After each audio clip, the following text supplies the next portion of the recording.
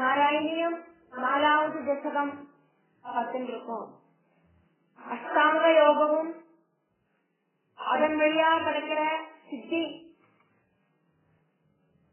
விஷயங்கள் நமக்கும் பார்க்கப்படுறது. ஸ்ரீமத் பாகவதத்துல திவ்ய ஸ்கந்தம் முதலுக்கு ஸ்ரீசுகன் பரீட்சித்துக்கிட்ட பாகவத உபதேசம் ஆரம்பிக்கிறார். அந்த உபதேசம் கிடைச்ச பரீட்சித்து எப்படியாக்குமோ இருந்தார். அந்த பாவனையாயிட்டு பட்டதிரி இங்க பரீட்சித்து மாதிரியே தன்னை நினைச்சுட்டு அந்த பகவானை துதிக்கிறதுக்கு ஆரம்பிக்கிறார். பாகவத ஸ்லோகத்துல 1ஆம் ஸ்கந்தத்தையாக்கும் இதுக்கு முன்னால இருந்த தசகங்களை நம்ம பார்த்தோம். பாகவத சத்து கொஞ்சம் கூட விட்டு விளையாட்டி நாராயணியம் வழியா பட்டதிரி எடுத்து சொல்றார். பாகவதத்துல சொல்றதோடு ஒரு ஷார்ட் ஃபார்ம் ஆயிட்டாக்கும் இங்க நாராயணியம் சொல்லப்படுறது. கல்யதாம் மம குருஷ்வ சாவதி. கல்யதாம் அப்படின்னா ஆரோக்கியத்தை, மம அப்படின்னா எனக்கு, குருஷ்வா அப்படின்னா உண்டாட்சி தரணம், சாவதி அப்படின்னா அந்த அளவுக்கு. இது ஒரு ஆர்டர்லி ஆயிட்டு இல்லை, அப்ப ஆர்டர்லி ஆக்கி நம்ம பார்க்கிறோம். மம சாவதியும் கல்யதாம் குருஷ்வா, எனக்கு அந்த அளவுக்கு ஆரோக்கியம் உண்டாக்கி தரணுமே கிருஷ்ணா அப்படின்னு அர்த்தம் சொல்றார். எந்த அளவுக்கு ஆரோக்கியம் வேணும் அப்படிங்கிறத அடுத்த லைன்ல சொல்றார். கல்யதே பவது உபாசனம் ஜெயா.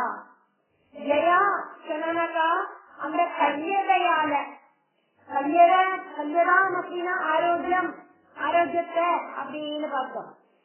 அந்த ஆரோக்கியத்தால, அந்த கல்யதையால பவத் உபாசனம் கல்யதே, பகவான பூஜிக்கிறதுக்கான ஆரோக்கியம் எனக்கு தந்தானாக்கா நான் பகவான உபாசிக்கிறேன். பகவானை சேவிக்கிறதுக்கான ஆரோக்கியம் எனக்கு தந்த அனுகிரகம் பண்ணணுமே கிருஷ்ணா அப்படின்னு நீங்க சொல்லப்படுறது. சத்தம் அஸ்தவிதயோகச்சர்யா புஷ்டயா ஆசு தவ துஷ்டிம் ஆப்னியாம். ஸ்பஷ்டம் கிளியர் ஆயிட்டு, உறுதியாயிட்டு. அஷ்டவித யோகச்சர்யா அப்படின்னா 8 விதத்தில் இருக்கிற அஷ்டாங்க யோக அனுஷ்டிச்சு புஷ்டயா பூர்ணமான, புஷ்டயா அஷ்டவித யோகச்சர்யா பூர்ணமான அஷ்டாங்க யோகச்சரியம் அனுஷ்டிச்சு ஆசு அதி சீக்கிரமாக தவ பகவானோடு துஷ்டி அந்த பிரசாதத்தை ஆத்மியாம் நான் நேடி எடுத்துக்கிறேன். அஷ்டாங்கங்கள் இருக்கிற யோகம், 8 அங்கங்கள் இருக்கிற யோகம் அதாக்கும் அஷ்டாங்க யோகம். யமம் நியமம் ஆசனம் பிராணாயாமம் பிரத்யாகாரம் தாரணம் தியானம் சமாதி அப்படின்னு. இந்த சமாதி அப்படிங்கிறது 8வது அங்கம் மட்டுமே. அந்த 8வது அங்கத்துக்கு திடீர்னு போய் எட்ட முடியாது. ஸ்டெப்பாதான் அந்த 8வது அங்கத்துக்கு போகட்டும். முதல்ல யமம், அதுக்கப்புறமா நியமம், அதுக்கப்புறமா ஆசனம், அதுக்கப்புறமா பிராணாயாமம், அதுக்கப்புறமா பிரத்யாகாரம், அதுக்கப்புறமா தாரணம், அதுக்கப்புறமா தியானம். இது 7 ஸ்டெப் படிப்படியாயிட்டு செஞ்சதுக்கு அப்புறம் தான் 8வது அந்த சமாதி அவஸ்தைக்கு போகட்டும். அப்படி சமாதி அவஸ்தையில எத்துறதுக்கு முன்னால இந்த 7 படிகளும் கடந்து படிப்படியாயிட்டு சமாதி அவஸ்தையில எத்தணும். அப்படி நான் எத்திக்கிறேன். இதெல்லாம் ரொம்ப சிரமமாக்கும். அதுக்கான ஆரோக்கியம் பகவானே எனக்கு தரணும். அப்படி பகவான் அதுக்கான ஆரோக்கியம் எனக்கு தந்தானாக்கா விதிபடி நான் அஷ்டாங்க யோகங்கள் எல்லாம் செஞ்சுக்கிறேன் அப்படின்னு நீங்க பட்டதிரி சொல்றார் பகவான் கிட்ட. கல்யதா மம புருஷ சாவதே கல்யதே பவது உபாசனம் ஜெயா. ஸ்பஷ்டம் ब्रह्मचर्यया पुष्टया आशु तव तुष्टिम् आप्नुयाम्। कल्यताम् मम कुरुष्व तावदे कल्यते भवदुपासनम् यया कष्टमष्टविदयोगचर्यया पुष्टया तव തുഷ്ടിമാപ്നുയാം. നാലാമത്തെ ദശകത്തിലെ രണ്ടാമത്തെ ശ്ലോകത്തില് യമം നിയമം ஆசனம் அப்படிங்கிற 3 அங்கங்களையாக்கும் சொல்லப்படுறது. நல்ல ஆரோக்கியத்தை தரணுமே கிருஷ்ணா, பகவான அஷ்டாங்க யோகச்சரியை அனுஷ்டிக்கிறதுக்கு தகுந்த ஆரோக்கியம் எனக்கு பகவானே உண்டாக்கி தரணும் அப்படின்னு இதுக்கு முன்னாடி ஸ்லோகத்துல பார்த்தோம். இந்த ஸ்லோகத்துல முதல்ல இருக்கிற அந்த 3 அங்கங்களை எடுத்து சொல்லப்படுறது. அஷ்டாங்கங்களில ஃபர்ஸ்ட் 3 யமம் நியமம் ஆசனம் அதையாக்கும் இந்த ஸ்லோகத்துல சொல்லப்படுறது. யமம் சொன்னாக்கா அந்த யமம் அப்படிங்கறதுல 5 விஷயங்கள் இருக்கு. 5 விஷயங்கள் அப்படிங்கிறது அஹிம்சா, சத்தியம், ஹஸ்தேயம், பிரம்மச்சரியம், அபரிக்கிரகம் அப்படின்னு. அந்த அஹிம்சா அப்படின்னாக்கா மனசா வாஜா கர்மனா அடுத்தவாழ நோகடிக்காம இருக்கிறது. வார்த்தைகளால நோகடிக்கிறது பெரிய விஷயமாக்கும். கையால அடிச்சுட்டா அந்த வழி போயிடுச்சுன்னா அதுக்கப்புறம் அது மறந்து போயிடும். வார்த்தையால அடிச்சானா அந்த வார்த்தையோடு அந்த அடி மறக்கவே நடக்காது. வஜ்ராயுதம் மாதிரி ஆக்கும் வாக்கு அப்படிங்கறத பாகவதத்துல ஆரம்பத்துல பார்க்க முடியும். சமீப மகிழ்ச்சியோடு பையனான கிருங்கி அப்படிங்கிற முனிகுமாரன் பரீட்சித்து மகாராஜாவுக்கு வாக்கு அப்படிங்கிற வஜ்ராயுதத்தால கொடுத்த சாபமாக்கும் இந்த பாகவத கதைக்கே காரணம். இல்ல அஹிம்சை சொன்னாக்கா கொல்லது மட்டும் அஹிம்சை கிடையாது. மனசளவில அடுத்தவாளோடு அந்த மனச கொல்லறதும் அஹிம்சை தான். ஒரு ஜீவனுக்கும் எல்லா சரீரங்களிலும் இருக்கு. அது அந்த ஜீவன் அப்படிங்கிறது ஒருத்தரோட வார்த்தைகளால ஒரு சரீரத்துக்குள்ள இருக்கிற ஜீவனை சிறைய வச்சதுன்னா அதுவும் ஒரு அஹிம்சையாக்கும். ஒரு சுடு சொல்லால அடுத்தவாளோடு அந்த மனசு செடைஞ்சு அந்த சரீரத்திலேருந்து அந்த ஜீவன் போகும் அப்படின்னாக்கா அந்த வார்த்தைய உபயோகிச்சவா பிரம்மஹத்யா பாவத்துக்கு ஆளாகலாம். அதனால அஹிம்சா அப்படின்னா மனசா வாஜா கர்மனா அடுத்தவாளை நோகடிக்காம இருக்கிறது அப்படின்னு அர்த்தம். சத்தியம் அப்படிங்கறதாகும் 2வது யமம். யமத்துல 5 விஷயங்கள் அனுஷ்டிக்கணும் அப்படிங்கறதுல முதல் விஷயமாக்கும் அஹிம்சை அப்படின்னு பார்த்தோம். 2வது விஷயமாக்கும் சத்தியம் அப்படின்னா உள்ளது உள்ளபடி மனசாவாஜா கர்மனா இருக்கிறது. 3வதாயிட்டு ஹஸ்தேயம் அடுத்தவாளோட பொருளை திருடாம இருக்கிறது. 4வதாயிட்டு பிரம்மச்சரியம். 5வதாயிட்டு அபரிக்கிரகம் அர்ஹதை இல்லாதத ஆறிவிட்டேந்தும் கையீட்டி வாங்காம இருக்கிறது. நமக்கு அர்ஹதை இருந்தால்தான் அது வாங்கப்படும் அப்படின்னு சொல்லப்படுறது. இப்படி இருக்கிற 5 விஷயங்கள் சேர்ந்ததாக்கும் யமம். அதாக்கும் இங்க 2வது ஸ்லோகத்துல முதல் பிரம்மச்சரிய அப்படின்னா பிரம்மச்சரியம் கிருதா ஆதிதிகி பிரம்மச்சரியம் நல்ல ஸ்ட்ராங்கான பிரம்மச்சரியம், நல்ல ஸ்ட்ராங்கான அஹிம்சை, நல்ல ஸ்ட்ராங்கான சத்தியம், நல்ல ஸ்ட்ராங்கான ஹஸ்தயம், நல்ல ஸ்ட்ராங்கான அபரிக்கிரகம், இதெல்லாம் இப்படி இருக்கிறதெல்லாம் சேர்ந்து இருக்கிற ஆதிதிகி, இதெல்லாம் சேர்ந்து இருக்கிற யமைகி, யமங்களால. இந்த யமம் அப்படிங்கிறதுலயே இந்த 5 விஷயங்கள் வருது. அந்த 5 விஷயங்கள்ல ஒரு விஷயத்த மட்டும் இங்க எடுத்து சொல்லிட்டு, அதாவது பிரம்மச்சரிய திருடதாதிதிகி, பிரம்மச்சரியம் அப்படின்னு இருக்கிற யமை, யமைகி, அந்த யமங்கள் எல்லாம் அழிச்சுக்கிண்டு அப்படின்னு அர்த்தம். அதுக்கப்புறமா என்ன சொல்லப்படுறது அப்படின்னா நியமத்தை சொல்லப்படுறது. ஆப்ளவாதி நியமைச்ச சாவிதாக. ஆப்ளவம் அப்படின்னு சொன்னா குளியல், முங்கி குளிக்கிறது. அதே மாதிரி பக்கெட்டுல தண்ணி ஒப்பி கப்பால முண்டு குளிக்கிறது, அப்படி இல்லைன்னா கவருக்கடியில நின்று குளிக்கிறது. இப்படி என்ன வேணாலும் சரி, குளிக்கிறதுக்கு பேராக்கும் இந்த ஆப்ளவம். சரிக்கும் அதோட மீனிங் அப்படின்னு பார்த்தானாக்கா முங்கல் அப்படின்னு அர்த்தம். நதியில போய் முங்கி குளிக்கிறது, அதாக்கும் ஆப்ளவம். அப்ப எல்லாராலையும் அப்படி முங்கி குளிக்கிறதுக்கு பற்றாதே, அதனால குளியல் அப்படிங்கிற அர்த்தம். அப்போ இந்த குளியல் தொடங்கின விஷயங்கள் எல்லாம் இன்க்ளூடாக இருக்கிற நியமங்கள் எல்லாம் செஞ்சு, யமவும் நியமமும் எல்லாம் செஞ்சு அப்படின்னு அர்த்தம். இப்ப நியமத்திலையும் இதே மாதிரி 5 விஷயங்கள் இருக்கு. சௌஜம், சரீரமும் மனசையும் கிளீன் பண்றதுக்காக்கும் சௌஜம் அப்படின்னு பேரு.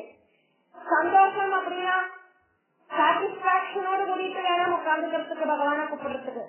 சுவாத்தியாயம் அப்படின்னா சாஸ்திர படனம், அதாவது டெய்லி நம்ம விளக்கேற்றி பூஜை பண்ணி பகவானுக்கு ஸ்தோத்திரங்கள் எல்லாம் சொல்லி டெய்லி அப் டு டேட் அந்த பகவானை கூப்பிடுறது, அதாவது சுவாத்தியாயம். புராணங்கள் வாசிக்கிறது, பாகவதம், நாராயணியம், அதே மாதிரி ராமாயணம், இப்படி இருக்கிற என்ன வேணுமானாலும் டெய்லி கொஞ்சம் வாசிக்கணும் அப்படின்னு ஒரு சிஸ்டமேட்டிக் ரூல வச்சுட்டு இருக்கிறது, அதாவது சுவாத்தியாயம். அடுத்தது தபசு, அதுக்கப்புறமா ஈஸ்வர பிரணிதானம், வர்ஷிப் ஆஃப் காட். இப்படி 5 விஷயங்கள் சேர்ந்ததாக்குமே நியமம். அதாக்கும் இங்க 2வது லைன்ல சொல்லப்பட்டிருக்கு. ஆப்ளவாதி நியமைகி, ஆப்ளவம் தொடங்கின நியமங்கள் எல்லாம் செஞ்சுண்டு. முதல் லைன்ல யமங்கள் எல்லாம் செஞ்சுண்டு, பிரம்மச்சரியம் தொடங்கின யமங்கள் எல்லாம் செஞ்சுண்டு. அந்த யமத்துல 5 இருக்குன்னு பார்த்தோம். அதே மாதிரி 2வது லைன்ல ஆப்ளவாதி நியமைகி பிரபாவிதாக. ஆப்ளவம் சொன்னா குளியல், குளியல் தொடங்கின நியமங்கள் எல்லாம் செஞ்சுண்டு. அப்ப யமவும் நியமவும் செஞ்சுட்டு அப்படின்னு அர்த்தம். பாவிதாக சுத்தமாயிட்டு, கிளீனாயிட்டு அப்படின்னு அர்த்தம். பரிசுத்தமாயிட்டு அப்படின்னு அர்த்தம். பரிசுத்தமான மனசோடும் சரீரத்தோடும் கூடிட்டு அப்படின்னு அர்த்தம். புனிதனாயிட்டு அப்படின்னு அர்த்தம். மனசும் சரீரமும் சுத்தமாயிட்டு அப்படின்னு அர்த்தம். பாவிதாக. அப்படி யம நியமங்கள் எல்லாம் ஆதரித்து சரீரமும் மனசும் சுத்தமாக்கி எடுத்துட்டு அஷ்டவித யோகங்களில முதல்ல இருக்கிற 2 யோகங்களால, யமம் நியமம் அப்படிங்கிற யோகங்களால, அந்த யமம் நியமம் யோகங்களில மொத்தம் 10 விஷயங்கள் இருக்கு. யமத்துல 5 விஷயங்கள், நியமத்துல 5 விஷயங்கள், அப்படி 10 விஷயங்கள் அனுப்பிச்சு பாவிதாக சுத்தமான மனசோடும் சரீரத்தோடும் கூடிட்டு, அது வரைக்கும் அப்படி 2வது லைன். இன்னைக்கு 3வது லைனை பார்க்க போறோம்.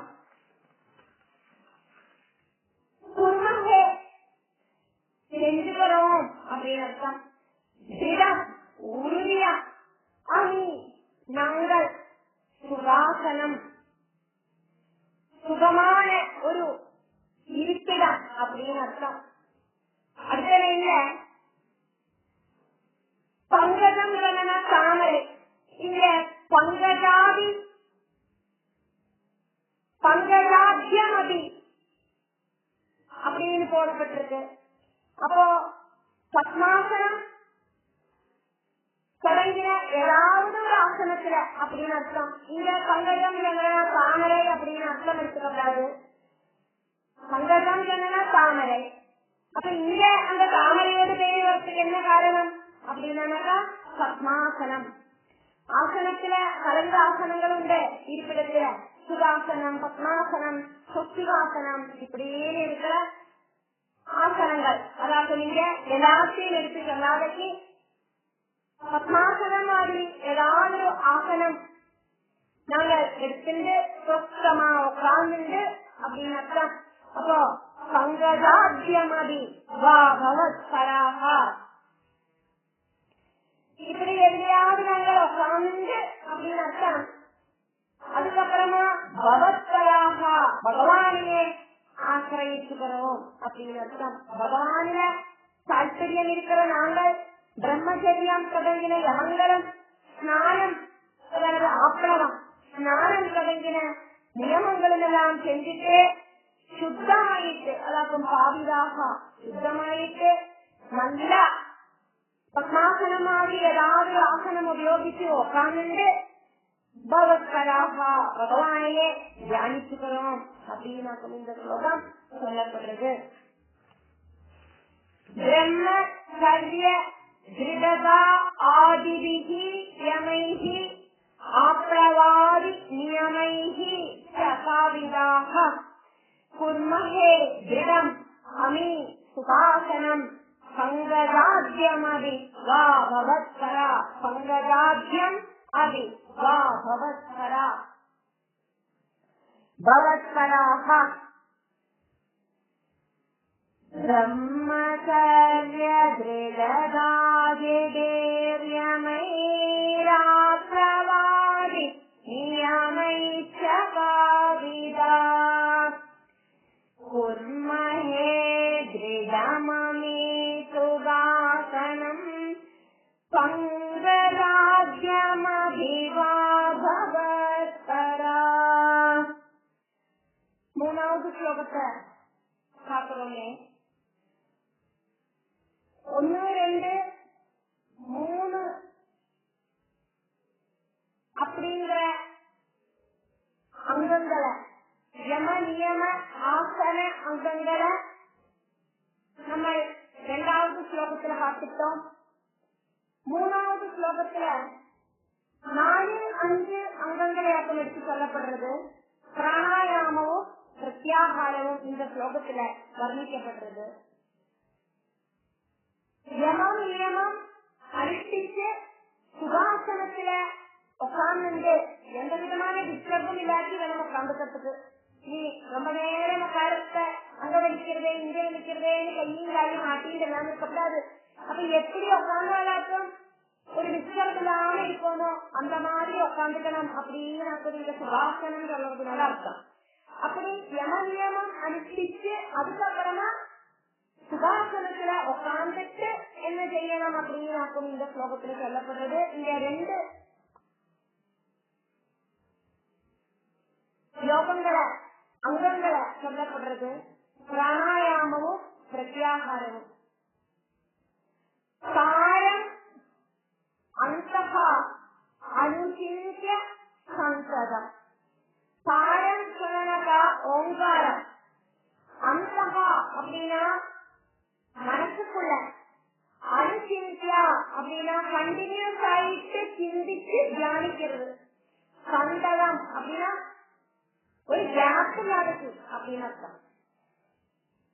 கண்டினியூஸ் ஆயிட்டு இடவிடாரைக்கு மனசுல ஓங்காரத்தை தியானிச்சு இருக்கிறது அப்படின்னு அர்த்தம். சாரம் அப்படின்னா ஓங்கார மந்திரம். ஓம் அப்படிங்கிற மந்திரத்துக்கு சாரம் அப்படிங்கிற வாக்கு எப்படி வந்தது அப்படிங்கறதையும் படிக்கலாம். ஓம் அப்படின்னு நீட்டி ஜபிக்க அதனோட கடைசியில ஒரு முழக்கம் உண்டாகிறது.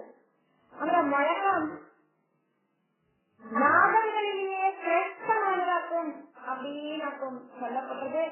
நாதங்கள் அப்படிங்கிறது பலவித நாதங்கள் இருக்கு. ஹிருதயத்துல இருக்கிற நாதம் ஹிருதயநாதம், அதாவது மத்தியஸ்தத்துல இருக்கிற நாதம். அதே மாதிரி அந்த மந்திரம் கழுத்திலேந்து உண்டாக்குற நாதம். அதே மாதிரி இந்த 3வது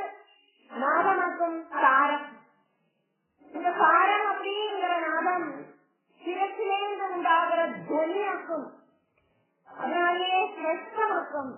ஓங்காரத்துக்கு பல பல சிரேஷ்டங்கள் எல்லாம் இருக்கு. பௌதீக மாயையிலிருந்து ஆத்தியாத்மிகதைக்கு நம்மளை இழுத்துட்டு போறதுக்கு இந்த ஓங்கார நாதம் ஹெல்ப் பண்ணும். பிரணவ மந்திரத்தை மனசுல நல்லா கொண்டு வந்து பிராணவாயுவ அபியம்யா கண்ட்ரோல் செஞ்சுட்டு பிராணவாயு அபியம்ய நிர்மலாக கண்ட்ரோல் பண்ணிட்டு பிராணவாயுவ அபியம்யா கண்ட்ரோல் பண்ணிட்டு ஓங்காரமும் அந்த சுவாசமும் சேர்ந்து வரதாக்கும் பிராணாயாமம்.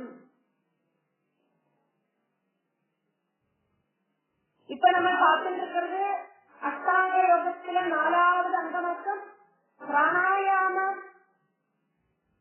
நம்ம செய்யறத நெஞ்சிலே கண்டினியூஸ் ஆயிட்டு செய்யணும்னு சொல்லப்படுறது.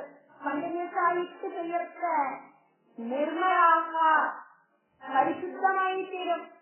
ஆல்ரெடி யமம் நியமம் எல்லாம் செஞ்சு பரிசுத்தமாயிட்டாக்கும் நம்ம இந்த பிராணாயாமத்துக்கு வரோம். இந்த பிராணாயாமம் செய்யறத மிச்ச மீதி ஏதாவது ஒரு செயல் இல்லைனா அது கூட செயலாயிடும் அப்படின்னு சொல்லப்படுறது. அடுத்தது 5வது ஸ்டெப்பு பிரத்யாகாரம். இந்திரியாணி அப்படின்னா இந்திரியங்களை விஷயாது அத அபகிருத்திய ஆத்மகே பாக்கிய விஷயங்களிலிருந்து அப்படியே இழுத்துட்டு உள்ளுக்கு இழுத்துட்டு இந்திரியங்களை வெளி விஷயங்களிலிருந்து உள்ளுக்கு முதல்ல இழுக்கணும். இந்த இந்திரியங்கள் மாயா விஷயங்களுக்கு இப்படி ஓடி ஓடி போகும். அப்போ எல்லா விதமான பாக்கிய விஷயங்களிலிருந்தும் அந்த இந்திரியங்களை பிடிச்சு கட்டி கொண்டு வந்து அதுக்கப்புறமா ஆத்மஹே நான் உட்காந்துக்கிறேன். எப்படி உட்காரலாம் அப்படின்னு சொல்லப்படுறது? இந்திரியங்களை உள்ளுக்கு இழுத்துட்டு பவன் உபாசனா பகவானோட அந்த உபாசனையை நான் செஞ்சுக்கிறேன். உன்முகாக பகவானோட உபாசனையில ரொம்ப குஷியா உட்காந்துக்கிறேன் அப்படின்னு நீங்க சொல்லப்படுறது.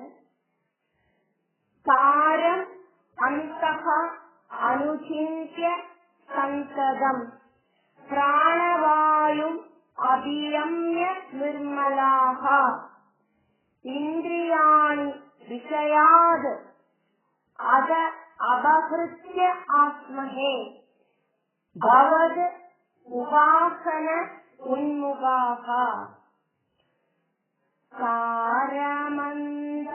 காரமந்தரனுசிந்திய சந்ததம் பிராணவாயுமபியம்ய நிர்மலா இந்திரியாணி விஷயாததாபஹ்ருத்யாத்மஹே பவதுபாசனோன்முகா. 4வது ஸ்லோகத்தை பார்த்துட்டு இருக்கோம். யமம் நியமம் ஆசனம் பிராணாயாமம் பிரத்யாகாரம் இதெல்லாம் பண்ணினதுக்கு அப்புறம் 6வது விஷயமான தாரணை. அந்த தாரணையாக்கும் இந்த ஸ்லோகத்துல எடுத்து சொல்லப்படுறது. தாரணை அப்படின்னு சொன்னாக்கா மனச ஒரு ரூபத்துல பிடிச்சு கட்டுறதுக்கு வசதி பகவானில மனச ஸ்ட்ராங்கா உரப்பிக்கிறதுக்கு முயற்சி பண்றார். முதல்ல சொரூபத்தை மனசுல தெளிஞ்சு காண்றதுக்கு இல்லை, கிளியரா இல்லை. அந்த பகவானோட ரூபம் சாட்சியம்ல அவ்யக்தமா இருக்கு.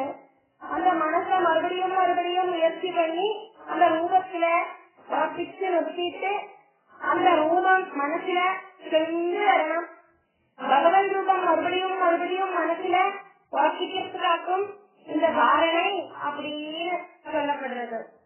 அதாக்கும் இந்த ஸ்லோகத்துல பாக்கிறோம். அஸ்தே ஸ்ரீரவிநாத் புரியாத்தது, நாட் கிளியர்,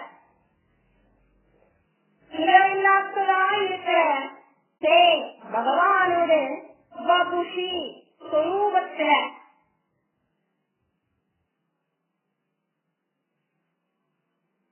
பிரயத்னதா ரொம்ப சிரமப்பட்டு புத்திய நான் மறுபடியும் மறுபடியும் பிடிச்சு நிப்பாட்டுகிறேன்,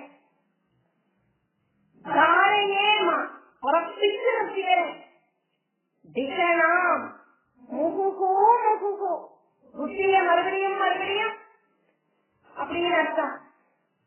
சேனா அதனால பகவன் பக்தியால இருக்கிற அந்த ஆனந்த லகரியையும்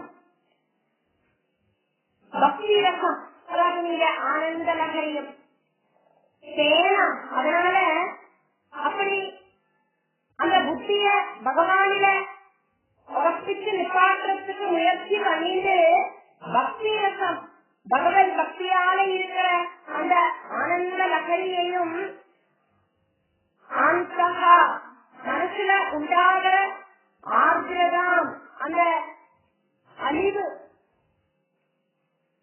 உத்வகேமா அந்த ரெண்டையும் நான் சாதிச்சுக்கிறேன் அப்படின்னு சொல்லப்படுறது.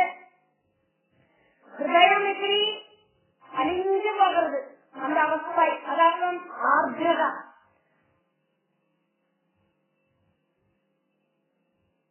அந்த ஆனந்தத்தையும் பக்தி ரசம் அப்படிங்கிற ஆனந்தத்தையும் ஆர்திரதை அப்படிங்கிற அந்த அழிவையும் நான் பிராபிச்சுக்கிறேன். ரெண்டையும் சேர்ந்து பிராபிக்கிறதுக்காக நீங்க உத்வகேமா பக்தி ரசத்தையும் மனசோடு அழிவையும் பிராபிக்கிறேன்.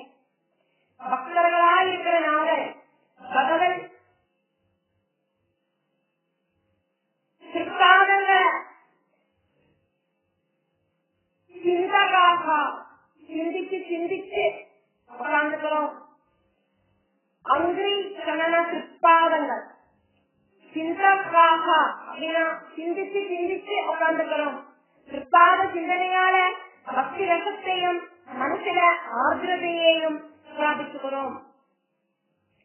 அஸ்துரே வபுஷி தே பிரயத்னதா தாரயேம திஷணாம் முகுஹு முகுஹு தேன பக்தி ரசமந்தர் தேன பக்தி ரசம் அந்தஹா ஆர்திரதாக உத்வகேம பவத் அங்கிரி சிந்தகாக அஸ்துரே வபுஷி தே பிரயத்னதோ தாரயேம திஷணாம் முகுர்முகு தேன பக்தி ரசமந்தரார்திரதாமுத்வகேம பவதங்கிரி சிந்தகா.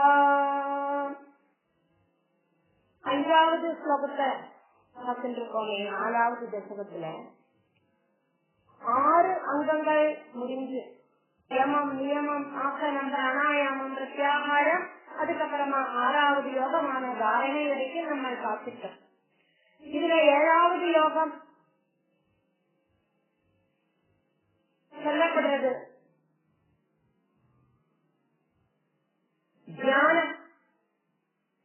யம நியமம் செஞ்சு சரீர மனசுத்தி வருத்தி சுத்தமான ஆசனத்துல உட்கார்ந்து பிராணாயாமம் செஞ்சு ஓங்கார ஜபத்தால பிராணாயாமம் செஞ்சு பிராணவாயுவை கண்ட்ரோல் செஞ்சுட்டு நல்ல சுத்தமான மனசாயிட்டு தீரும் அந்த சமயத்துல. அதுக்கப்புறமா பிரத்யாகாரம் அப்படிங்கிற யோகம் செஞ்சு இந்திரியங்களை வெளியில இருந்து உள்ளுக்கு இழுத்து அந்த இந்திரியங்களை பகவானுக்கு திருப்பி விடலாம்.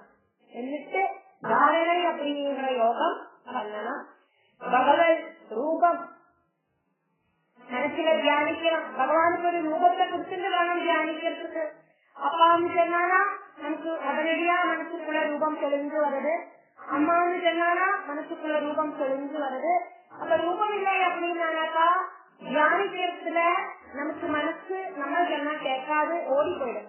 அதனால பகவானுக்கு ஒரு ரூபத்தை கொடுத்துட்டு வேணும் தியானிக்கிறதுக்கு. அப்படி பகவானுக்கு ரூபத்தை மனசுல குடிச்சு உறப்பிக்க முதல்ல ஸ்பஷ்டமா அந்த ரூபம் தெளிஞ்சு வராது. அஸ்பஷ்டமான ரூபம் நமக்கு காண முடியும். அந்த அஸ்பஷ்டமான ரூபத்தை ரொம்ப சிரமப்பட்டு அஸ்பஷ்ட ரூபத்துல மனசை உறப்பிச்சு நல்ல மாதிரி தெளிஞ்சு வரும் பகவானோட ரூபம். தாரணை அப்படின்னு அதுக்கு பேரு. அந்த தாரணா அபியாசத்துக்கு அப்புறமா சிந்திச்சு பகவத் ரூபத்துல கேசாதிபாதம் அப்படின்னா பாதாதி கேசத்தை தியானிக்கணும். அதாக்கும் சொல்லப்படுறது. அப்படி தியானிச்சுக்கிறேன் நான் அப்படின்னு சொல்லி சொல்லப்படுறது. நல்லா தெளிஞ்சு நின்றது அப்படின்னு அர்த்தம்.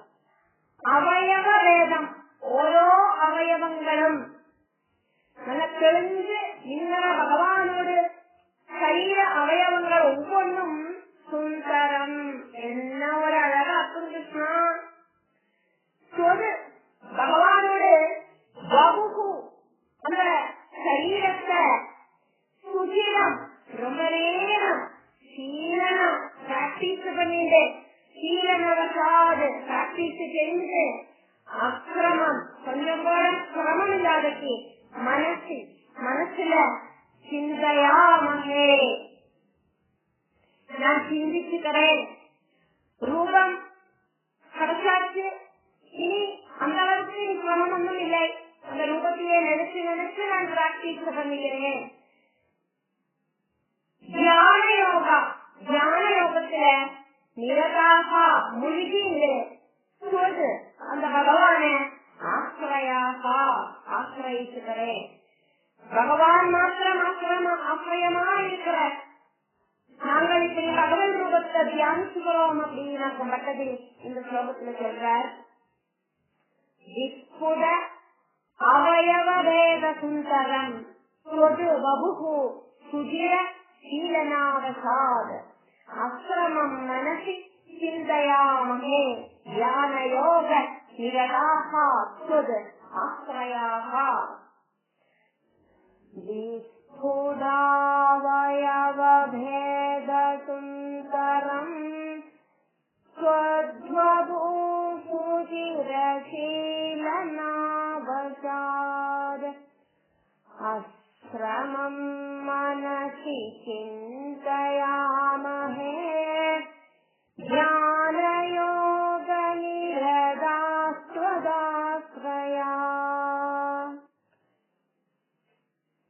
நாலாவது தசகத்துல 6வது ஸ்லோகத்தை பார்த்துட்டு இருக்கோம். அஷ்டாங்க யோகத்துல சமாதி அவஸ்தைய இதுல வர்ணிக்கப்படுறது. தாரணையால மனசுல தெளிஞ்சு வர பகவத் ரூபத்தை கண்டினியூஸ் ஆயிட்டு தியானிச்சுக்கிறேன் அப்படின்னு இதுக்கு முன்னால இருந்த ஸ்லோகத்துல பார்த்தோம். இதுல 8வது யோகமான சமாதி அவஸ்தைய வர்ணிக்கப்படுறது.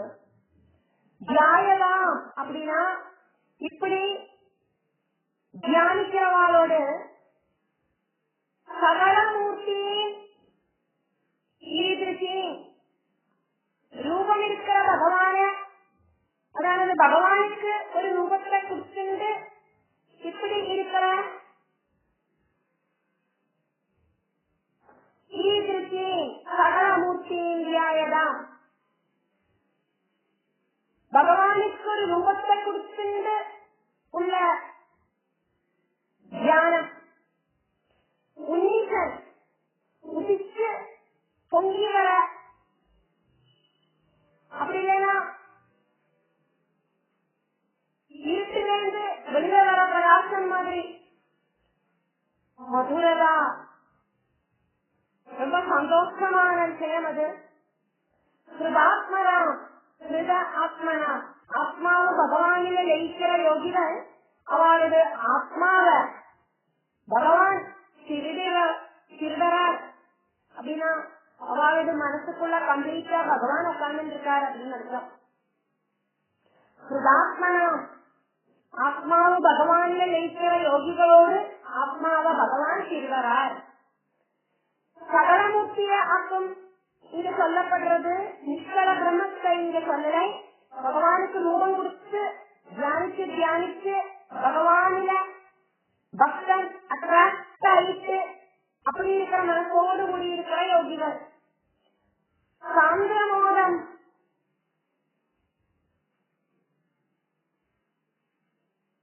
ரசரூபம் கொஞ்சம் கூட குறவில்லாத சந்தோஷம், அந்த ஆனந்த லகரி, அந்த ஆனந்த லகரியை ரூபம் எடுத்து வந்தா மாதிரி ஆந்தரம் உள்ளுக்குள்ள அனுபவிக்கிறதுக்கு சாதிக்கிற பிரம்ம ரூபம் நிர்குண ரூபம் ஐ பகவானே தே பகவானோட அவபாசதே அங்க சோபிக்கிறது பகவானோட அந்த நிர்குண ஸ்வரூபம். தியானிக்கிறது எல்லா அலங்காரங்களோடும் கூடிய பகவானியாக்குமே அந்த சகல ரூபத்துக்குள்ள நிர்குண ரூபம் எந்த விதமான மறையும் இல்லாதற்கு தெளிஞ்சு காணுறது. பூர்ணாவதாரமாக்கும் ஸ்ரீ கிருஷ்ணாவதாரம் சகலமூர்த்தியை தியானிச்சு தியானிச்சு அந்த ரூபமாயிட்டு உபாசகன் மாறிடவர். அதையாக்கும் கவிகல்ப சமாதி அப்படின்னு சொல்லப்படுறது. அந்த ரூபத்தில லயிச்சு சேர்ந்து ஒன்னாயி தீரவராக்கும். அது இங்க தியானிச்சு தியானிச்சு ஒன்னாயி தீரவு பரபிரமாக்கும். பரபிரமத்தோடு எல்லா சைதன்யமும் இருக்கிற ரூபமாக்கும். சத்குணம் மட்டும் எடுத்து ஸ்ரீ கிருஷ்ணாவதாரம் எடுத்து குருவாயூர்ல கவிகல்ப சமாதியில நிஷ்கல பிரம்மமாயிட்டு தெளிஞ்சு விளங்குறது. தியாயதாம் சகலமூர்த்தி ஈதிருஷீம் உன்னிஷன் மதுரதாத்மனாம் சாந்திரமோத ரசரூபம் ஆந்தரம் பிரம்மரூபம் ஐதே அவபாசதே.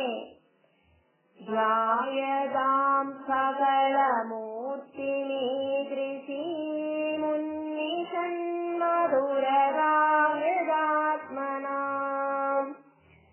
சாந்திரமோதர சரூபமாந்தரம் பிரம்மரூபமயிதேவபாசதே.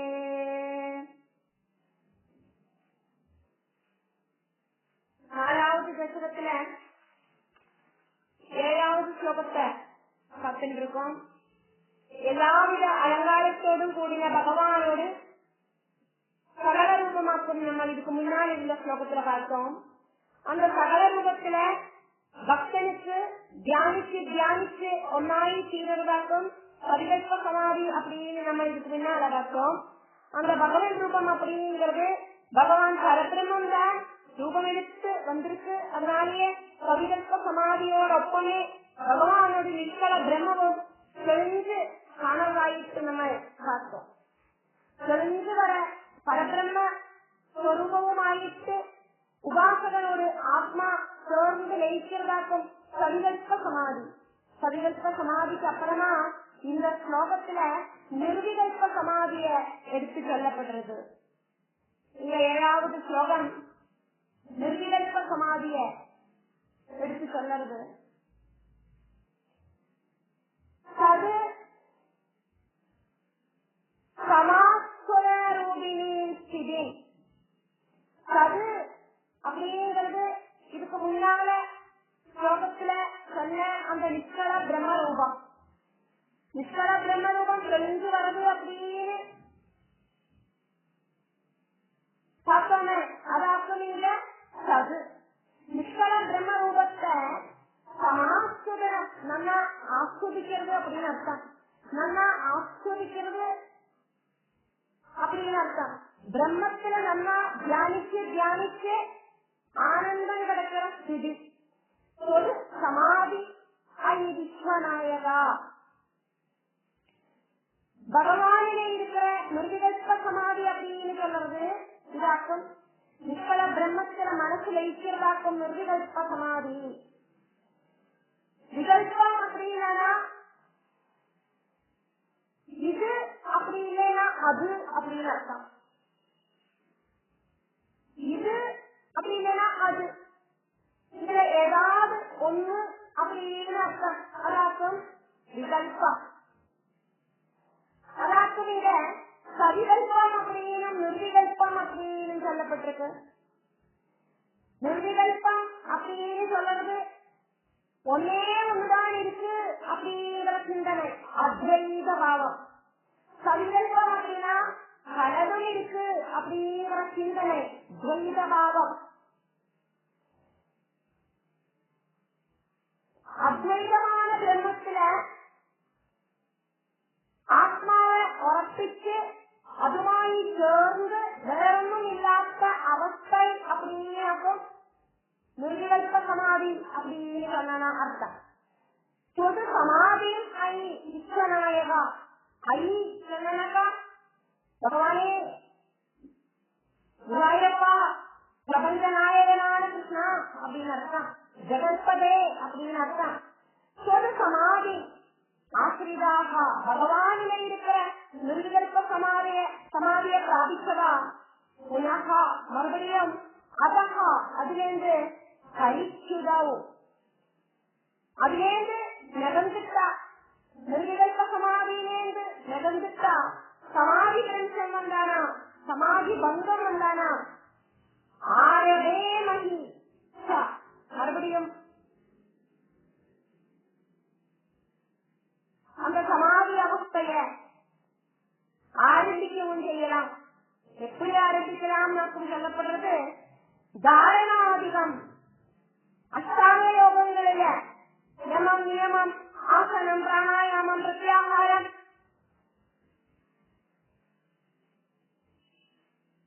அதுக்கப்புறமா தாரணை தியானம் இப்படிலாம் இருக்கேன். இதுக்கெல்லாம் சமாதி அவஸ்தையில இருக்கிறது. பல பல கவிகளாயிட்டு தொடங்கலாம் அப்படின்னு இந்த சொல்லலை யம நியம ஆசன பிராணாயாம பிரத்யாகாரங்களை விட்டுட்டு தாரணையிலேருந்து ஆரம்பிக்கிறேன். தாரணை தியானம் சமாதி.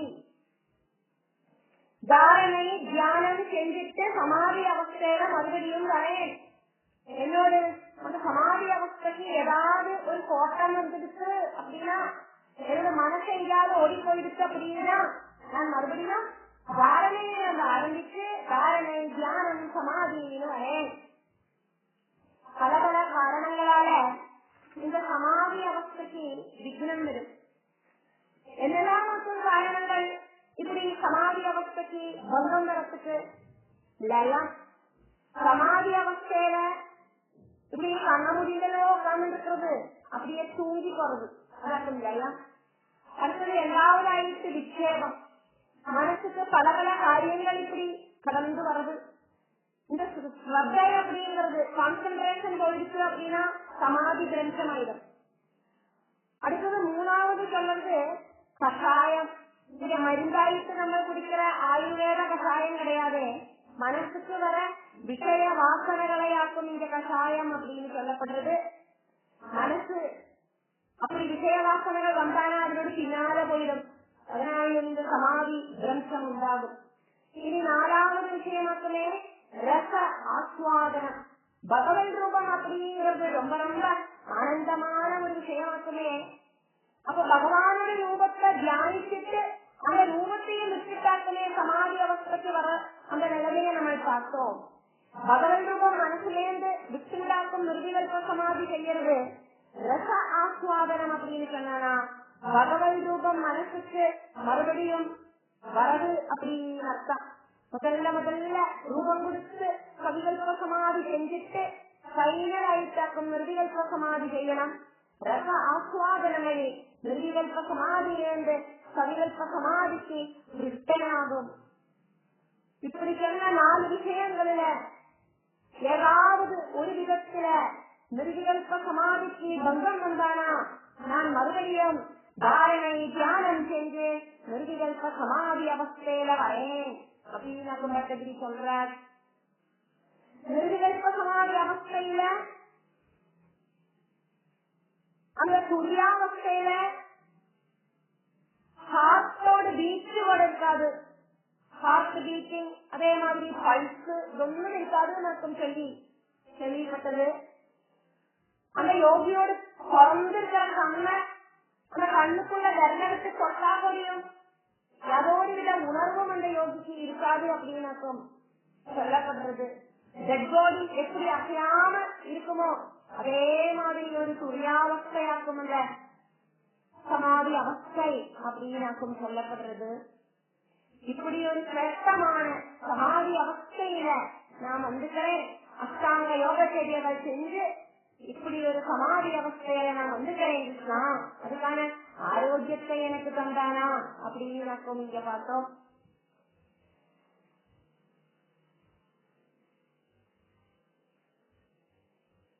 தது சமாஸ்வதரூபிணி ஸ்திதிம் தொது சமாதிம் ஐ விஸ்வநாயக ஆஸ்ரிதாஹ புனரதஹ புனஹ அதஹ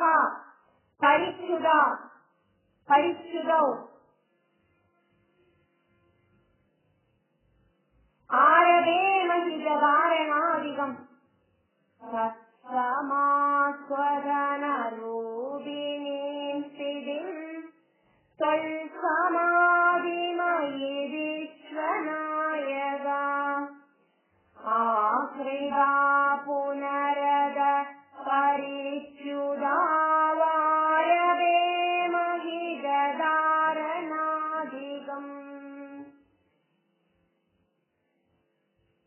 4வது தசகத்துல 8வது ஸ்லோகத்தை பார்த்துட்டு இருக்கோமே. நிர்விகல்ப சமாதியில ஜீவன்முக்தனாயிட்டு ஸ்ரீசுகன மாதிரியும் நாரத மகிழ்ச்சிய மாதிரியும் இந்த உலகம் ஃபுல்லா பகவன் சரீரத்தை பாடி பாடி நடக்கிறதுக்கு என்னால சாத்தியமாகணுமே கிருஷ்ணா. பெரிய சமஸ்த வகமாக்கும் இதுல இருக்கு.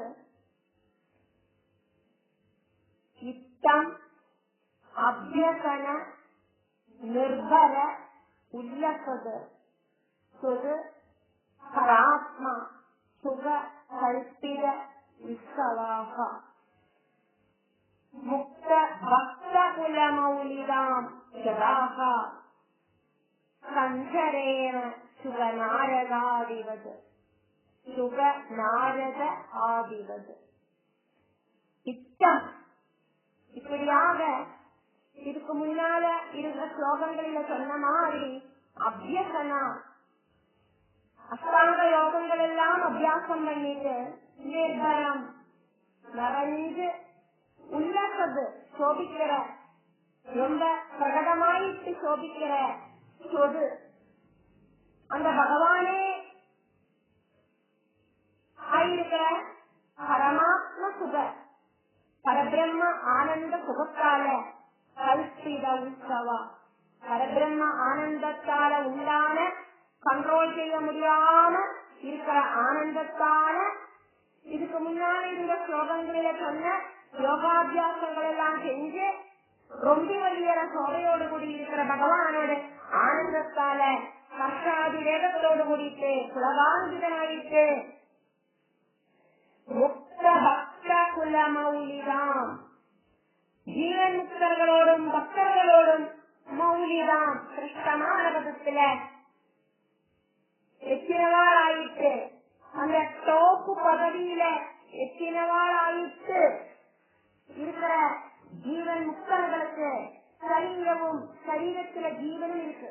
ஆனா ஜீவாத்மா நிர்விகல்ப சமாதி அவஸ்தையில பரமாத்மாவுமாயிட்டு சோர்ந்து இருக்கு.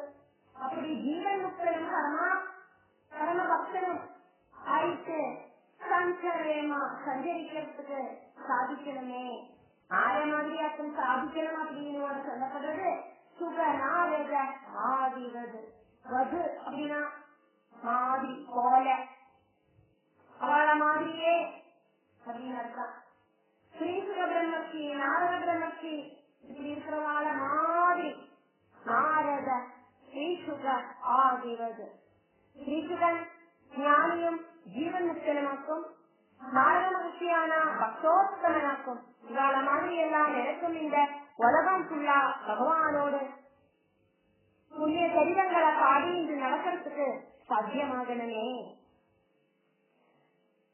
இத்தமப்யசன நிர்பரோல்லச தொத்பராத்ம சுக கல்பிதோத்சவா முக்த பக்த குல மௌலிதாம் ஜதா சஞ்சரேம சுக நாரதாதிவத். 4வது தசகத்துல 9வது ஸ்லோகத்தை பார்த்துட்டு இருக்கோம். ஜீவனோடு கூடிட்டு ஒரு ശരീരത്തില ഇരുந்துണ്ട് മുക്താവസ്ഥ പ്രാപിച്ചവാളെ സംബന്ധിച്ചുള്ള വിവരമാക്കും இதுக்கு முன்னாலே இருந்த ஸ்லோகத்துல பார்த்தோம். ஸ்ரீ சுகபிரமர்ஷி, நாரதர் இவாளெல்லாம் நம்ம பார்த்தோம். இவாளெல்லாம் இப்படி ஜீவனோடு கூடி ஒரு சரீரத்தில இருந்துண்டு முக்தாவஸ்தைய பிராபிச்சவாளாக்கும்.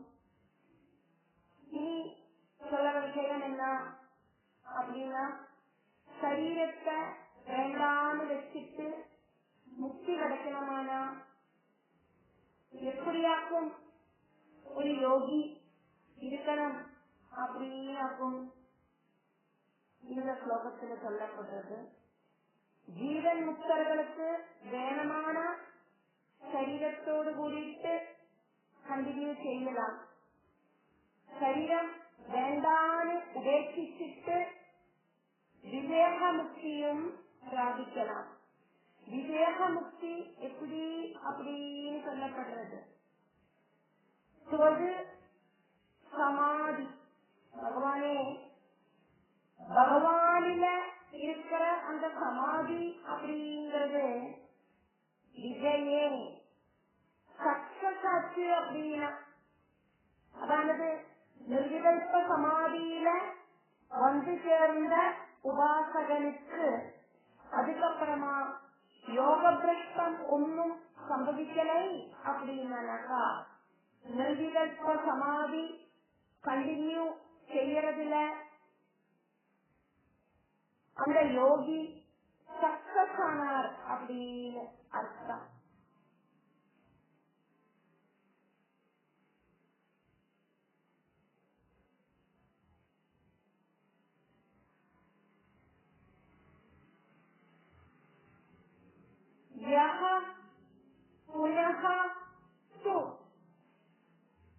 ഏതൊരു യോഗിയാണാലും ഏത് ഉപാസകനാക്കുമോ നിർവികൽപ സമാധിയില് വന്നു ചേരുന്നതുക്കും அந்த சமாதி அவஸ்தையில பிரஷ்டம் உண்டாகாம கண்டினியூ பண்றதுக்கும் சாதிக்கிறது.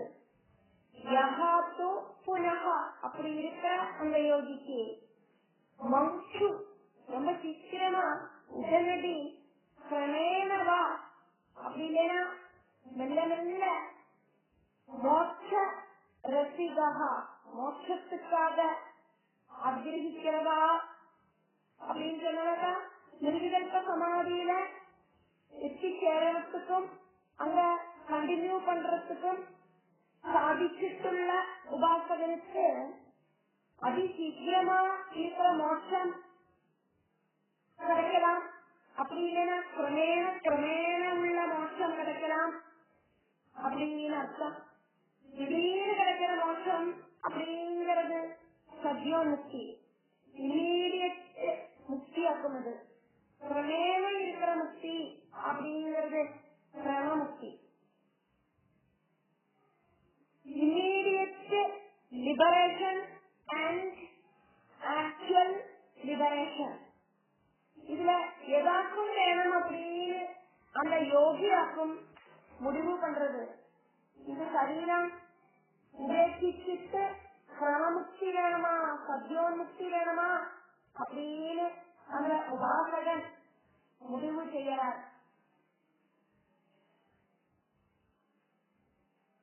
அப்படி சத்யோன்முக்தி வேணுமா கிரமமுக்தி வேணுமா அப்படின்னு ஆகிரகிக்கிற அந்த உபாசகன் எல்லாருக்கும் செய்யணும் அப்படின்னு இந்த ஸ்லோகத்துல சொல்லப்படுறது. யோகவசியம் அனிலம் சதாசிரயைஹி உன்னயதி அத, யோகாசனங்களால கண்ட்ரோல்ல கொண்டு வந்த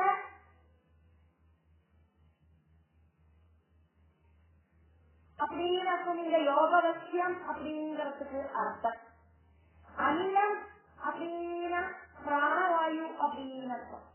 யோக சக்தியால கண்ட்ரோல்ல கொண்டு வந்துட்டு உள்ள அந்த பிராணவாயுவை சடாசரேகி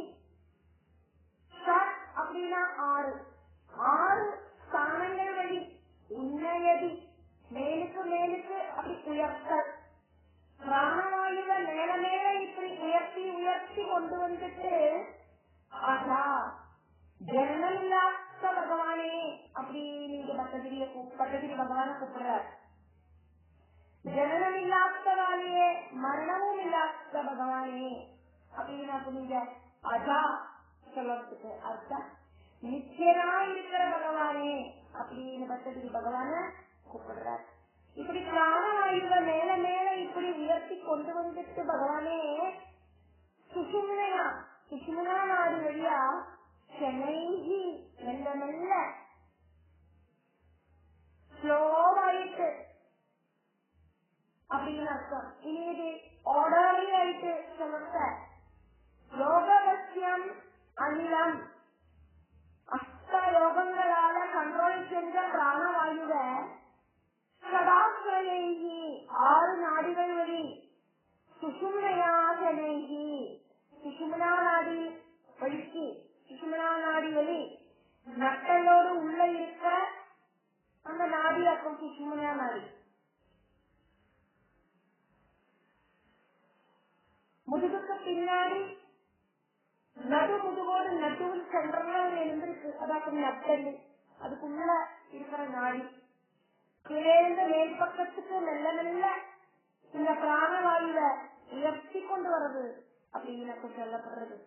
நல்ல மாதிரி யோக சித்தி தெரிஞ்சா மட்டும்தான் இது சத்தியமாகும். அப்படி கீழேந்து மேலுக்கு மேலுக்கு உயர்த்தி கொண்டு வர அந்த ஜீவனை அப்படி அந்த ஜீவனை உயர்த்தி கொண்டு வந்துட்டு சிரோமந்திரம் வழி ஜீவனை வெளியில தள்ளி விடுறதாக்கும் இதுல சொல்லப்படுறது.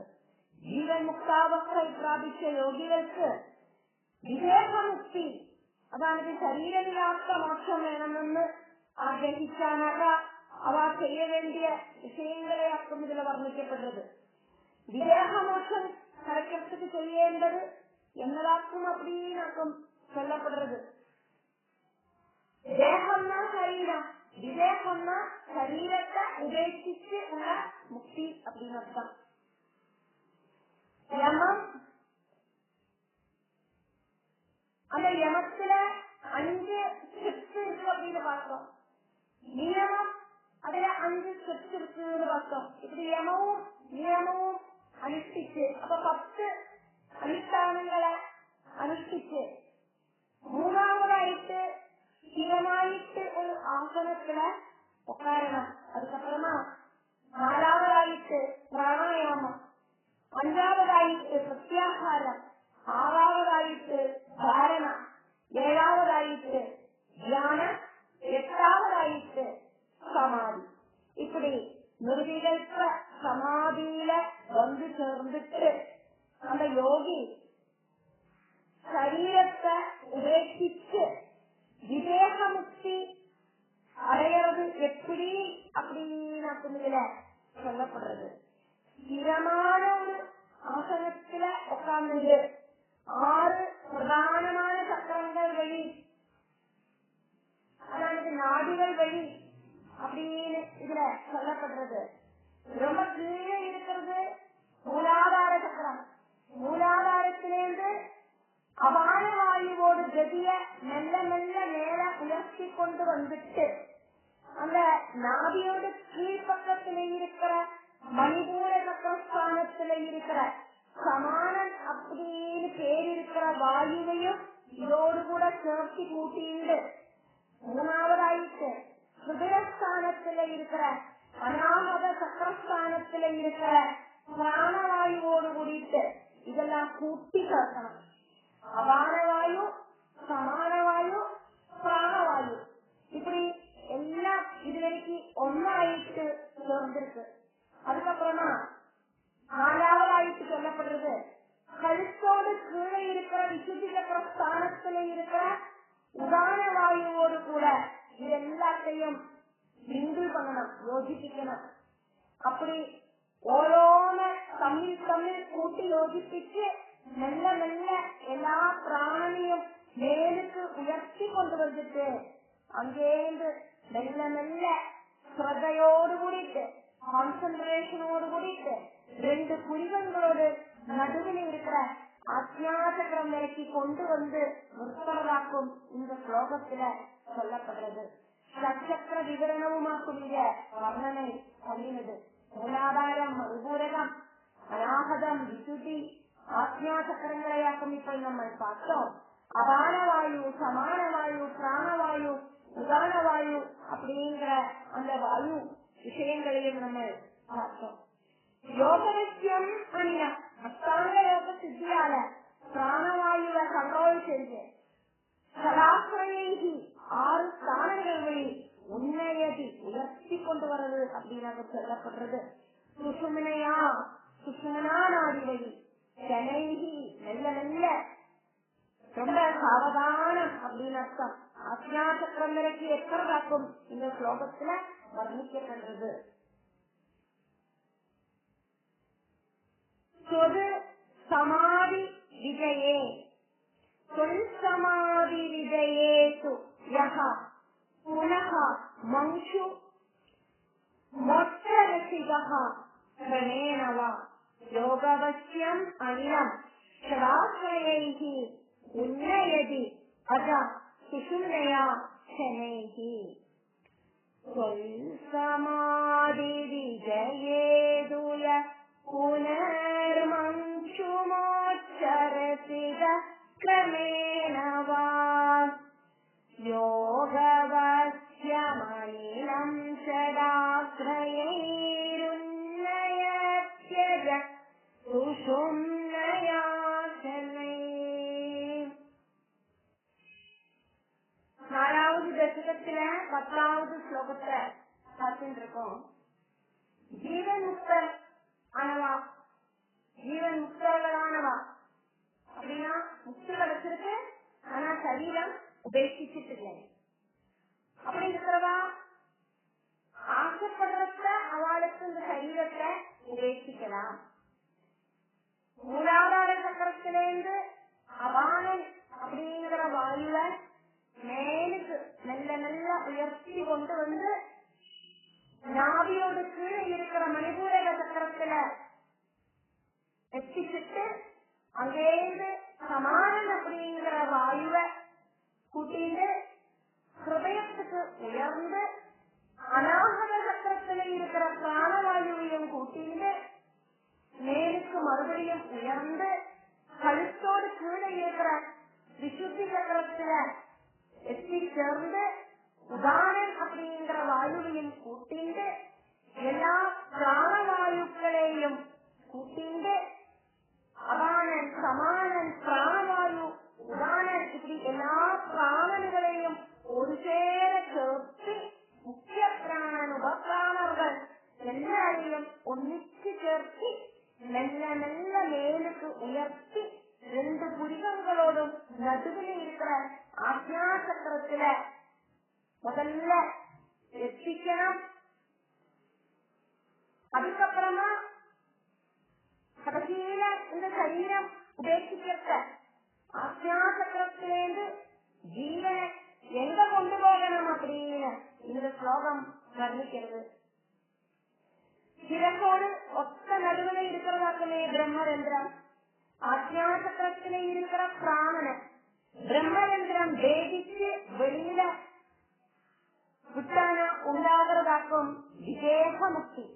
விதேகம் அப்படின்னு சொன்னா சரீரம் இல்லாதது, விதேக மோட்சம் அப்படின்னா சரீரம் இல்லாத முக்தி.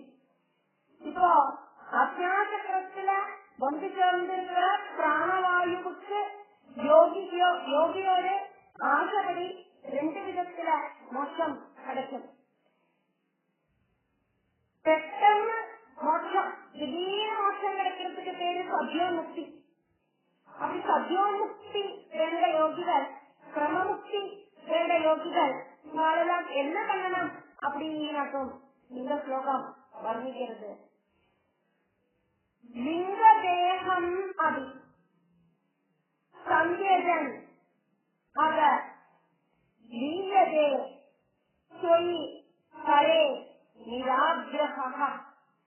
നിരാഗ്രഹ, ആശകളൊന്നുമില്ലാത്ത യോഗി. സാധാരണ മനുഷ്യരോട് ആശകൾ கிடையாது, ഒരു യോഗിക്ക് ഉള്ള ആശകൾ அப்படிங்கிறது. ഭൂമിക്ക് മേലെ പരലോകങ്ങൾ நிறைய ഉണ്ട്. இந்திரலோகம், அக்னிலோகம், வருணலோகம் அப்படின்னு அங்கெல்லாம் போயிட்டு அந்த லோகங்களையெல்லாம் உலகங்களையெல்லாம் பார்க்கணும் அப்படிங்கிற ஆசைகள் இல்லாத யோகி ஆக்கும்னா, அதான் அந்த அக்னா சக்கரத்துல பிராணவாயுவ எச்சிச்சதுக்கு அப்புறமா சத்யோன்முக்தி ஆகிரகிக்கிற யோகி, இது வேற எந்த ஆசையும் இல்லை அப்படின்னு நினைக்கிற சத்யோன்முக்தி ஆசைப்படுற யோகி செய்யறது என்னவாக்கும் அப்படின்னா, லிங்கதேகம் அதிசங்கேதன், சூக்ஷ்ம சரீரத்தையும் கூடி, லிங்கதேகம் அதி அப்படின்னா சூக்ஷ்ம சரீரத்தோடு கூடிட்டு, ஸ்தூல சரீரம் அப்படின்னா கண்ணுக்கு காணவ நம்மளோட இந்த சரீரம் அப்படிங்கிறது எப்படியானாலும் இந்த சரீரத்தை நம்ம உபேட்சிக்கத்தான் வேணும். ஸ்தூல சரீரத்தை எப்படி பார்த்தாலும் இந்த சரீரத்தை உபேட்சிக்கத்தான் வேணும். ஏது முக்தியானாலும் இந்த உடம்பு அப்படிங்கிற சரீரத்தை கட்டாயம் வேண்டாம் வச்சு தீரணும். ஆனா சூக்ஷ்ம சரீரம் அப்படின்னா கண்ணுக்கு காண முடியாத சரீரம், சத்யோன்முக்திக்கு ஆசைகளொന്നും இல்லாத ரொம்ப சீக்கிரமா பரமாத்மாவில லயிச்சா மட்டும் போரும் அப்படின்னு நினைக்கிற அந்த யோகி செய்யறது என்னது அப்படின்னா, லிங்கதேகம் அபிசந்தியதன், சூக்ஷ்ம சரீரம் இன்க்ளூட் ஆயிட்டு ஸ்தூல சரீரமும் சூக்ஷ்ம சரீரமும் கூடிட்டு உபேட்சிச்சிடுவார். சூக்ஷ்ம சரீரம் என்னெல்லாமாக்கும் இன்க்ளூட் ஆயிருக்கு அப்படின்னு பார்த்தாக்கா 5 பிராணங்கள், முக்கிய பிராணன், அதே மாதிரி இருக்கிற இப்ப நம்ம பார்த்த அபானன், இந்த மாதிரி இருக்கிற பிராணங்கள் எல்லாம் சேர்ந்து 5 பிராணங்கள் உண்டு.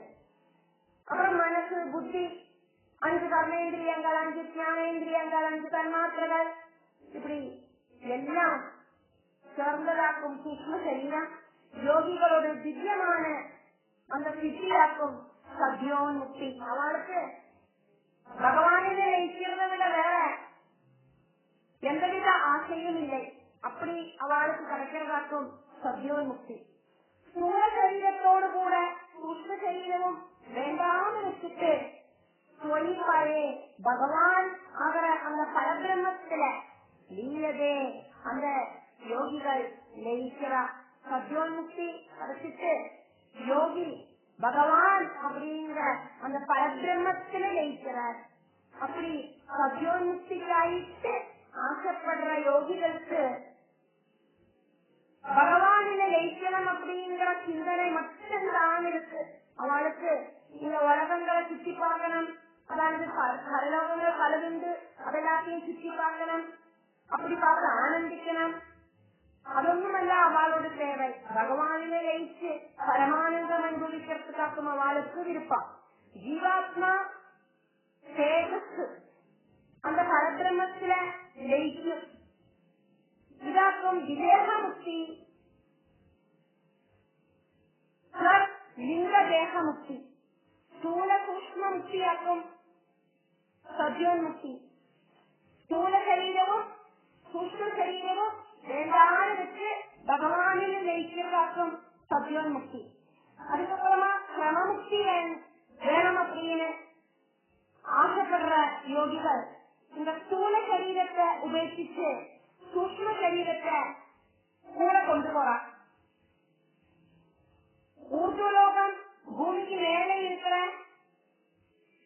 அந்த பரலோகங்கள், பிரம்மலோகம் அப்படிங்கிற சத்தியலோகத்துல, சொர்லோகத்துல இப்படி இருக்கிற லோகங்களில் எல்லாம் ஆயிட்டு அந்த லோகங்களை எல்லாம் பார்த்து ஆனந்திக்கிறதுக்கு குதுகி ஆகிரிக்கிற அந்த யோகிகள் இப்படி சூக்ஷ்ம சரீரத்தை கூடவே ஜீவனோடு கூட்டிட்டு கொண்டு போறான்.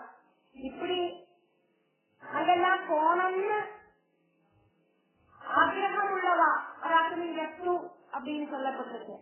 அப்படி ஆசைகள் இருக்கிறவா, அந்த உலகங்களை எல்லாம் சுற்றி பார்க்கணும் அப்படின்னு ஆசைகள் இருக்கிறவா, மூர்க்கதாக உச்சந்தலையில இருக்கிற பிரம்மரந்திரம் வேதிச்சு சார்க்கம் ஏவா കരണൈഹി സാർദ്ധം ഏവ നിരീയതേ. കരണൈഹി സാർദ്ധം ഏവ, സൂക്ഷ്മ ശരീരത്തോടു കൂടി നിരീയതേ, ശരീരം ഉപേക്ഷിച്ച് வெளியில அந்த ஜீவன் போறது. கிரமமுக்தி ஆசைப்படுற யோகி நம்ம பார்க்கிற நம்மளோட ஸ்தூல சரீரம் மட்டும் உபேட்சிச்சு சரீரத்துக்கு உள்ள இருக்கிற சூக்ஷ்ம சரீரத்தை தன்னோடு கூட கொண்டு போறா. அனுபவங்கள் உண்டாகணமாக்குமானா சரீரம் அப்படிங்கிறது மஸ்ட். பரலோகத்துல இருக்கிற அனுபவங்கள் தெரிஞ்சுக்கிறதுக்கு சூக்ஷ்ம சரீரம் மஸ்ட். சூக்ஷ்ம சரீரங்கள் வழியாக்கும் பரலோக சஞ்சாரம் நடக்கிறது. கிரமமுக்தி ஆசைப்படுற யோகிகள் கரணைஹி சார்த்தமேவா, சூக்ஷ்ம சரீரத்தோடு கூடியே மூர்த்ததா அந்த பிரம்மரந்திரம் வழி நிரீயதே, சரீரத்திலிருந்து அந்த ஜீவன் வெளியில போறது. சத்யோன்முக்தியும் கிரமமுக்தியுமாக்கும் இந்த 10வது ஸ்லோகத்துல வர்ணிக்கப்படுறது. சூக்ஷ்ம ஸ்தூல சரீரம் உபேட்சிச்சு ஜீவாத்மா பரமாத்மாவில நம்ம சுக்கா லயிக்கிறதாக்கும் சத்யோன்முக்தி. ஸ்தூல சரீரம் மட்டும் உபேட்சிச்சு சூக்ஷ்ம சரீரத்தோடு கூடிட்டு ஜீவன் சரீரம் விட்டு போகிறதாக்கும் கிரமமுக்தி. ரெண்டும் விவேக முக்தி தான். இந்த 2 முக்தியிலையும் சரீரம் உபேட்சிக்கத்தான் வேணும். அதாவது 2லையும் சரீரம் அப்படிங்கறத உபேட்சிக்கணும். பல லோகங்களில் சஞ்சரிக்கிற யோகிகளுக்கு, கிரமமுக்தி ஆசைப்படுற யோகிகளுக்கு முக்தி வேணும் என்று ஆகிரிக்க பரபிரம்மத்தில அவளுக்கு லயிக்கிறதுக்கு சாதிக்கும். பல பல லோகங்களை பார்த்துட்டு போயும் இனி பரபிரம்மத்தில லயிச்சு விடலாம் அப்படின்னு அவளுக்கு நடுவில் வேணும்னா சிந்தனை பண்ணி பரலோகத்துல எல்லாம் கண்டதுக்கு அப்புறமா அந்த பரபிரம்மத்துல போய் லயிக்கலாம். அது வரைக்கும் பல பல லோகங்கள் சஞ்சரிக்கிற ஜீவன் சூக்ஷ்ம சரீரம் வழி பல பல அனுபவங்கள் அனுபவிக்கும்.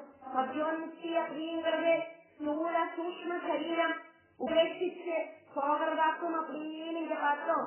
சத்யோன்முக்தியில சூக்ஷ்ம சரீரம் உபேட்சிச்சு போகிறத அந்த சூக்ஷ்ம சரீரம் அப்படிங்கிறது பஞ்சபூதங்களில போய் லயிக்கிறது. லிங்கேஹம் அபி சந்தியஜன் அத லீயதே ஸ்வயி கணே நிராக்ரஹ ஊர்த்வலோக குதுகீது மூர்த்ததஹ சார்த்தம் ஏவ கரணைஹி நிரீயதே. லிங்கதேஹமபி சந்தியஜன்னதோ லீயதே ஸ்வயி பரே நிராக்ரஹ ஊர்த்வலோக குதுகீது மூர்த்ததா சார்த்தமேவ கரணைர்நிரீயதே.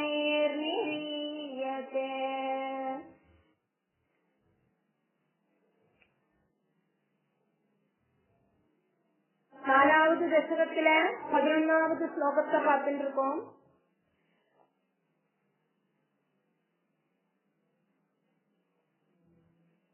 அக்னிவாங்கர வளர்ச்சபட்சதைஹி உத்தராயணஜுஷா சதைவதைஹி பிராவிதஹாரரிபதம் பவல்பரஹ மோதவான் த்ருவபதாந்தம் ஈயதே. அக்னிவாசரவளர்ச்சபட்சதைருத்தராயண ஜுஷா ஜதைவதை பிராபிதோரிபதம் பவல்பரோ மோதவான் த்ருவபதாந்தமீயதே.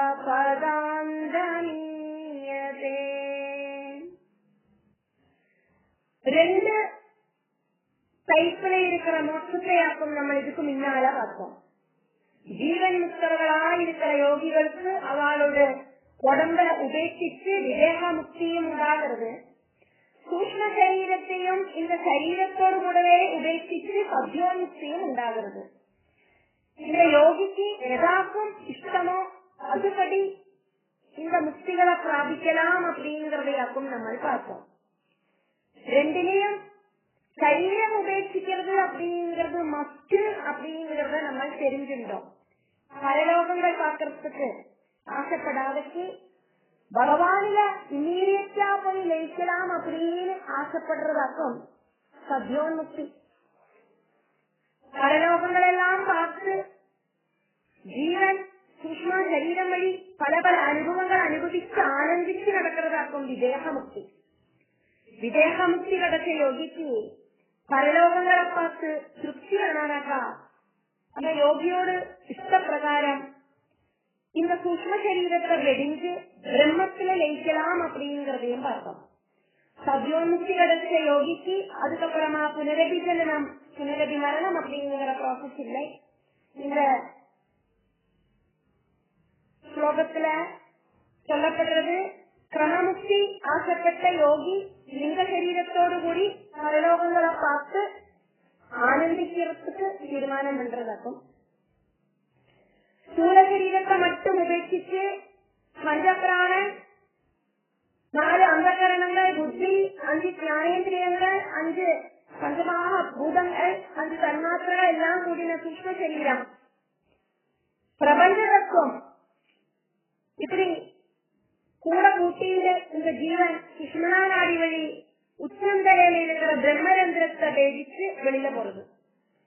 ஸ்தூல சரீரம் மட்டும் சலனம் இல்லாத ஜடாவஸ்தையில கிடக்கு.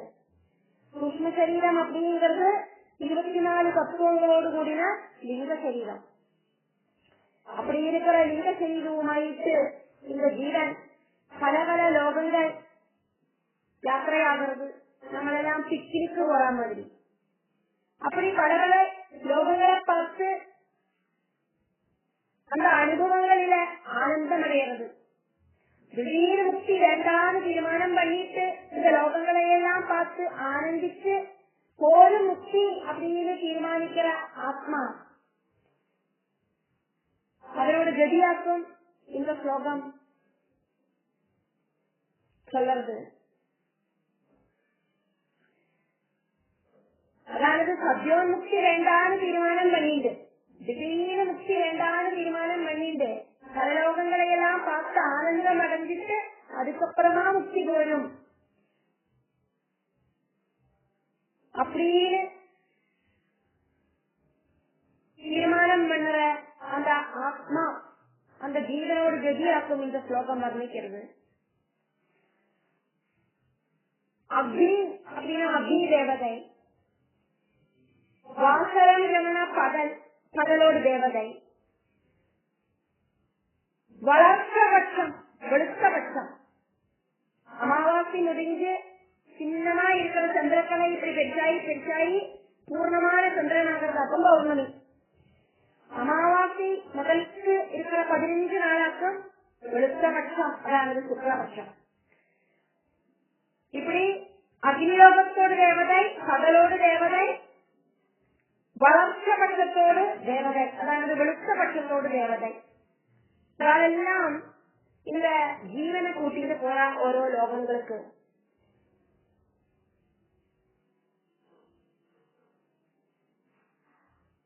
உத்தராயணம்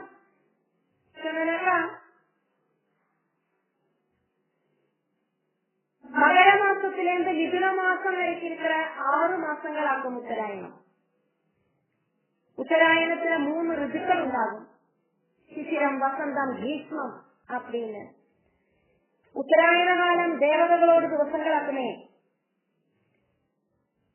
உத்தராயண திசாத தெய்வதைகி இப்படி எல்லா தேவதைகளாலையும் பிராபிதோ ரவிபதம் பவத்பரஹா பவத்பரஹா பகவானில தால்பര്യം இருக்கிற அந்த யோகிக்கு அதாவது கிரமமுக்தி ஆசைப்படுற அந்த யோகிக்கு எல்லாத்தையும் பார்த்ததுக்கு அப்புறமா பகவானில லயிக்கணும் அப்படின்னு தான் அந்த யோகிக்கும் ஆசை. ஆனந்தம் அடைஞ்சிட்டு இப்படி நடந்தா போராது, கடைசியில எல்லா ஆனந்தமும் அனுபவிச்சதுக்கு அப்புறமா பகவானில போய் லயிக்கணும் அப்படின்னு தான் கிரமமுக்தி ஆகிரகிக்கிற அந்த யோகிக்கும் உள்ள அந்த லட்சியஸ்தானம். பகவத் பக்தியோடு கூடி இருக்கிற யோகியோடு ஆத்மாவை രവിപദം സൂര്യലോകத்துக்கு பிராபிதக இந்த தேவதைகள் கொண்டுപോയി ചേർക്കുന്നത്. ഓരോ ലോകത്തോട് ദേവതകൾ ഓരോരോ ലോകങ്ങൾക്ക് ക്രമമുക്തി ആശപ്പെടുற ജീവനെ കൊണ്ടുപോയി വിട്ടിട്ട് அதுக்கப்புறமா ഫൈനലായിട്ട് സൂര്യലോകത്തിലെ കൊണ്ടുവന്ന് എത്തിക്കുന്നത്. ഓരോ ലോകത്തിലെയും அந்த யோகிக்கு ஆசைப்படுற அத்தனைக்கும் காலம் வாழலாம். ஒரு லோகத்தை பார்த்து ஆனந்தம் அனுபவிச்சு சரி நான் அடுத்த லோகத்துக்கு போறோம் அப்படின்னு நினைக்கிறதுக்குள்ள அந்த லோகத்திலேருந்து ஒரு அதிஷ்டான தேவதை வந்து இந்த ஜீவனை கொண்டு போகும். பல பல தேவதைகள் பல பல லோகங்கள் அந்த ஜீவனை கூட்டிட்டு போய் காட்டி கொடுக்கும். விருப்பப்பட்ட அந்த லோகங்களில் எல்லாம் இந்த ஜீவனுக்கு கொஞ்ச நாளைக்கு இருந்துக்க முடியலாம், சுகங்கள் எல்லாம் அனுபவிக்கலாம். அதுக்கப்புறமா சூரியலோகத்துல கொண்டு போய் விடும் இந்த தேவதைகள் அந்த ஜீவனை. சூக்ம சரீரம் வழியாக்குமே பரமானந்தம் அனுபவிக்கிறது. சரீரம் இல்லை அப்படின்னா ஆனந்தம் அப்படிங்கிற அனுபவம் கிடையாது. மோதவான் ரொம்ப ஜாஸ்தியா சந்தோஷம் அனுபவிச்சு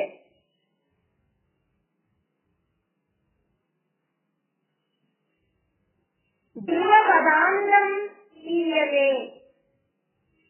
இந்த ஜீவன் இப்படி சஞ்சரிச்சு சஞ்சரிச்சு துருவபதம் வரைக்கு வந்து சேரறது.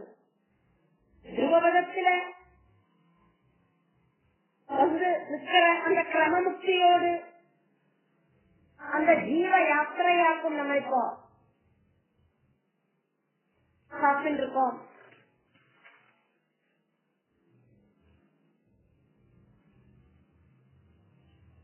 நாலாவது தசகத்துல 12வது ஸ்லோகத்தை பாக்குறோமே. ஆஸ்திதः அத மகாராலயே யதா சேஷவக்ரதகனோஸ்மனா அர்ஜ்யதே ஈயதே பவத் உபாஸ்ரயः சதா வேதசः பதம் அதः புரா ஏவ வா. ஆஸ்திதோதமஹராலயே யதா சேஷவக்ரதஹனோஸ்மனார்ஜ்யதே ஈயதே பவதுபாஸ்ரயஸ்ததா வேதசா பதமத புரைவவா.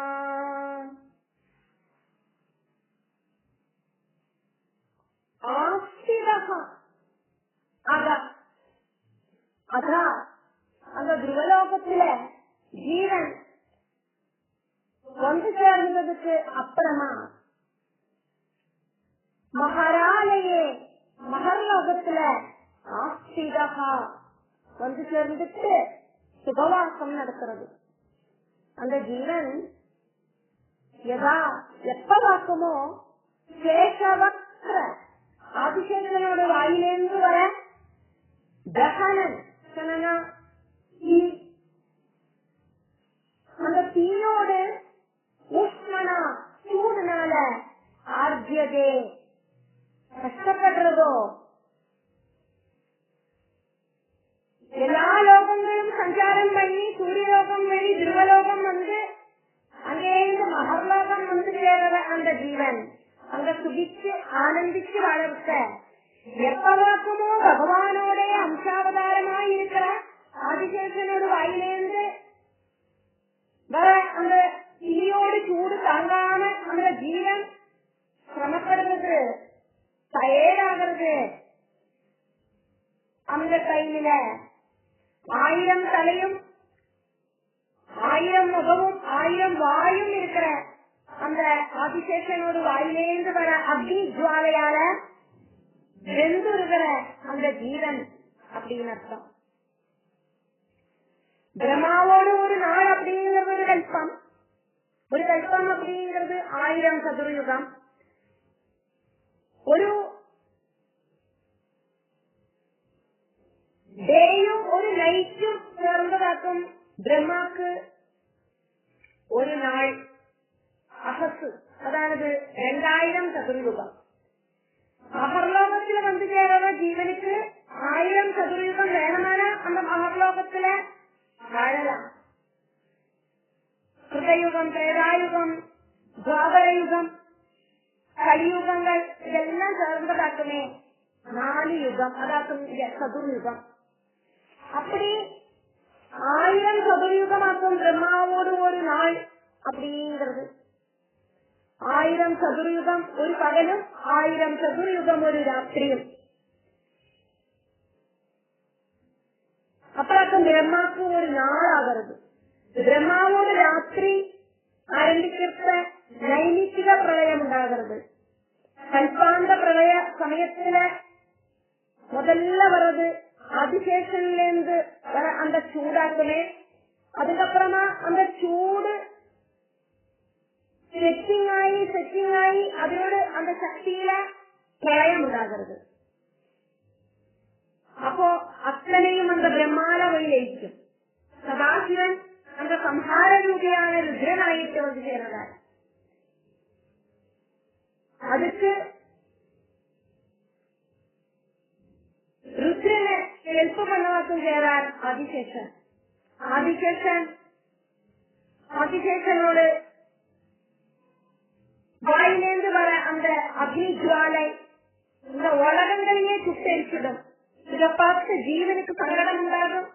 சங்கடம் உண்டாகிற ஜீவன் உடனடியா அந்த சூக்ஷ்ம சரீரத்தை உபேட்சிச்சு பகவானில லயிக்கும். அப்படி இல்லை அப்படின்னா அங்கேருந்து கிளம்பிடும். இது பிரம்மலோகத்துக்கு போய் சேரும்.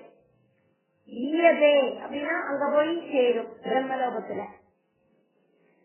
இவ அனந்தரோடு வாயிலிருந்து வர நெருப்போடு சூடு தாங்க முடியாம இந்த கிரமமுக்தி ஜீவன் 2 விஷயங்களை செய்யறதுக்கான வாய்ப்பு இருக்கு. ஒரு விஷயம் அப்படிங்கிறது உடனடியா சூக்ஷ்ம சரீரத்தை வேண்டான்னு வச்சுட்டு பகவானில போய் லயிக்கும். அப்படி இல்லை அப்படின்னா மறுபடியும் இந்த சூக்ஷ்ம சரீரத்தோடு கூடிட்டு பிரம்மலோகத்துக்கு ஈயதே எத்திச்சேரும்.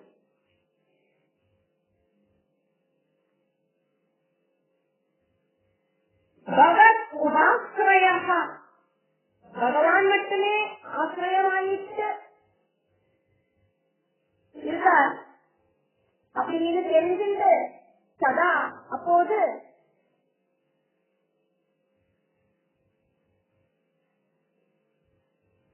வேதசகா பதம் ஈயதே, பிரம்மலோகத்துல வந்து சேரறது இந்த ஜீவன். வேதசகா பதம் அப்படின்னா பிரம்மலோகம். ஆல்ரெடி பிரம்மலோகத்துல நிறைய திவ்யர்கள் எல்லாம் வந்து சேர்ந்திருப்பான். நிறைய திவ்யர்களோட ஜீவன்கள் எல்லாம் அந்த பிரம்மலோகத்துல வந்து சேர்ந்து பழைய காலமா அங்க வாழ்ந்துட்டு இருக்கா. அதிலேந்து ஒரு திவ்ய தேஜஸ பிரம்மா இந்த கிரமமுக்தி ஜீவனை கூட்டிட்டு வரத்துக்கு அனுப்பி விடுவார். എന്നിട്ട് മഹർലോകത്തിലേந்து பிரம்மலோகத்துக்கு அந்த திவ்ய தேஜஸ் இந்த கிரமமுக்தி ஜீவனை கூட்டிட்டு போகும். பிரளயத்துல மகர்லோகம் வரைக்கும் முங்கி தாழும். பிரம்மலோகம் அப்படிங்கிற சத்தியலோகம் வரைக்கும் அந்த பிரளய ஜலம் எட்டாவது. இந்த சத்தியலோகம் ரொம்ப ரொம்ப உயரத்திலே இருக்கு. அதனால பிரம்மலோகம் முங்கி போகாது.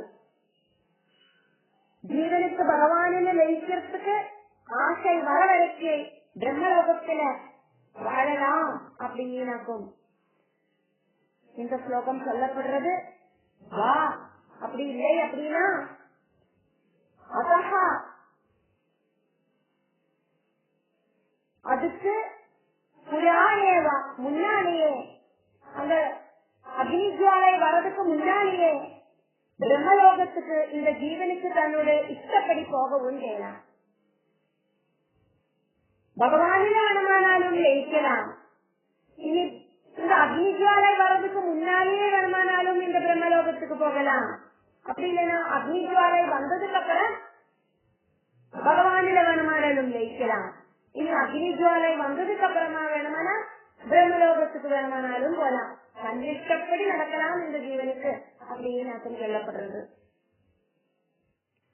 4வது தசகத்துல 13வது ஸ்லோகத்தை பார்த்துட்டு இருக்கோம். சத்ர வா தவ பதே அதவா வசன் பிராகிருத பிரளயே ஏதி முக்தராம் ஸ்வேச்சயா கலு புரா விமுச்யதே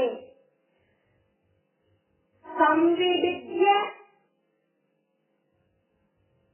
ஜகத் அண்டம் ஓஜசா ஜகதண்டமோஜசா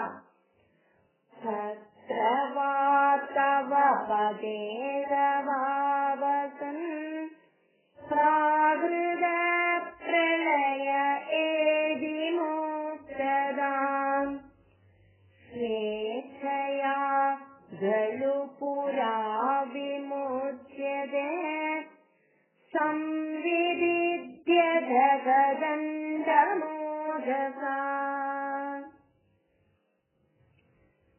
கிரமமுக்தி ஆசைப்படுற யோகி ஸ்தூலமான சரீரத்தை உபேட்சிச்சு சூக்மமான சரீரத்தோடு கூடிட்டு பல லோகங்கள் மகாலோகத்துல வந்து சேர்ந்துட்டு அதுக்கப்புறமா ஆதிசேஷனோட பிரளயாகினிய பாக்குறதுக்கும் அந்த பிரளயாகினியோட சூடு தாங்க முடியாம சங்கடப்படுறதுக்கும் சிச்சுவேஷன் உருவாகிறது. பிரம்மலோகத்தை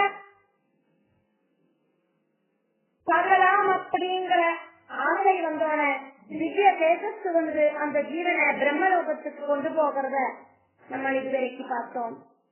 இனி என்னவாக்கும் நடக்கிறது அப்படிங்கறதாக்கும் இப்ப பாக்கிறோம். மகர்லோகத்துல சூடு அனுபவிக்க அந்த சமயத்திலேயோ அதுக்கு முன்னாலேயோ இந்த கிரமமுக்தி ஜீவனுக்கு பிரம்மலோகத்துக்கு வந்து சேரலாம். தன்னோட சூக்ம சரீரங்களோடு கூடிய யாத்திரை. அதனால சூடு அப்படிங்கிற அனுபவம் அந்த ஜீவனுக்கு பிரளய காலத்துல உண்டாகிறதையாக்கும் நம்ம பார்க்கிறோம். சரீரம் இல்லை அப்படின்னா சரீரத்தோடு கூட அந்த கரணங்களோடு கூடி இருக்கிற மனசு அப்படிங்கிறது இல்லை அப்படின்னா இந்த ஜீவனுக்கு சுகதுக்கங்களை தெரிஞ்சுக்கிறதுக்கு சாதிக்காது. அதெல்லாம் அனுபவிக்கிறதுக்கு வேண்டிட்டாக்கும் இந்த சூழ்நிலை சரீரங்களோடு கூடிட்டு இந்த யாத்திரை போகிறது இந்த ஜீவன். அதுக்கு தேவையான சூக்ம இந்திரியங்களோடு கூடிட்டாக்கும் ஜீவன் யாத்திரை செஞ்சது அப்படிங்கறத நம்ம பார்த்தோம். பிரம்மலோகத்துல வந்து சேர ஜீவனோட ஸ்திதி என்னது அப்படிங்கிறது இப்ப பாக்கிறோம். சத்ரவா தவ பதே அதவா வசன். சத்ரா அப்படின்னா அந்த பிரம்மலோகத்துல வா அப்படி அந்த பிரம்மலோகத்திலேயோ அப்படின்னு அர்த்தம். வா சொன்ன ஓர் அப்படின்னு அர்த்தம். பிரம்மலோகத்திலேயோ அப்படின்னு அர்த்தம். சத்ரவா அதவா அப்படி இல்லை அப்படின்னா தவவதே பகவத் பதத்திலேயோ பிரம்மலோகத்திலேயோ அப்படி இல்லைன்னா பகவத் பதத்திலேயோ அதாவது வைகுண்டத்திலேயோ அதாவது விஷ்ணுலோகத்திலேயோ வசன் வசிச்சுட்டு அப்படின்னு அர்த்தம். ஜீவாத்மா சத்தியலோகத்துல வந்து சேரவது அப்ப நம்ம இப்ப பார்த்தோம். சத்தியலோகத்துல திரிமூர்த்திகளோட ஸ்தானமான லோகங்கள் இருக்கு. 3 லோகங்கள் இருக்காங்க. பிரம்மலோகம், விஷ்ணுலோகம், சிவலோகம். பிரம்மலோகம், சிவலோகம், விஷ்ணுலோகம் அப்படின்னு 3 லோகங்கள் அந்த சத்தியலோகத்துல இருக்கு. எந்த வேணமானாலும் இந்த ஜீவனுக்கு வாழலாம். பிரம்மத்திலிருந்து உண்டான விவித அம்ச அவதாரங்களாக்கும் பிரம்மா, விஷ்ணு, ருத்ர. ரூபமில்லாத அந்த சைதன்யத்திலிருந்து அத்வைத பாவத்திலிருந்து உண்டான சக்திகளாக்கும் பிரம்மா, விஷ்ணு, ருத்ரன் அப்படிங்கிற துவைத பாவமான பகவான்கள். இவ எல்லாரும் சத்தியலோகத்துல செப்பரேட் ஆயிட்டு இவாளுக்கு எல்லாருக்கும் லோகங்களும் இருக்கு. எதுல வேணுமானாலும் இந்த கிரமமுக்தி ஆசைப்படுற ஜீவனுக்கு வாழலாம். அதுக்கப்புறமா പ്രാകൃത പ്രളയ സമയത്തില് മുക്തതാം മോക്ഷത്തെ ഏതി പ്രാപിക്കരുത്. മഹർലോകത്തിലെ ജീവൻ സുഖിച്ചു വളർത്താൻ ബ്രഹ്മാവോട് ഒരു പകൽ അവസാനിക്കുന്ന നൈമിത്തിക പ്രളയകാലത്തില് എല്ലാം സംഹരിക്കായിട്ട് രുദ്രനെ ഹെൽപ്പ് பண்ற ஆதிசேஷனோட வாயிலேந்து முதல்ல உண்டாகிறது சுட்டு வெடிக்கிற அக்னி ஜுவாலையாக்குமே. அந்த சூடு தாங்க முடியாதது அந்த ஜீவன் பிரம்மலோகத்துக்கோ விஷ்ணுலோகத்துக்கோ இஷ்டப்படி போறது, அதுக்காக சத்தியலோகத்துல வந்து சேர்றது, அந்த நைமித்திக பிரளயம் வரைக்கும் தாமசிக்கவும் செய்யறது இந்த ஜீவன். பிரம்மாவோட ஆயுள் அப்படிங்கிறது 100 பிரம்ம வருஷமாக்கும். ഓരോ നാളിനെയും നമ്മൾ തൂങ്ങി എந்திരിக்கிற மாதிரி இந்த பிரம்மா தூங்கி எந்திரிக்கிறதாக்கும் இந்த நைமித்திக பிரளயம் அப்படின்னு சொல்லப்படுறது. அதுக்கப்புறமா நம்மளெல்லாம் ராத்திரி தூங்கி பகல்ல எந்திருந்து வேலையெல்லாம் பண்ற மாதிரி இந்த பிரம்மா அவரோட ராத்திரியில தூங்கிட்டு பகல்ல எந்திருந்து சிருஷ்டி பண்ணுவார். நம்மளோடு ஒரு நாள் எப்படியாக்கும் போறதோ அதே மாதிரியாக்கும் பிரம்மாவோடு ஒரு நாள்.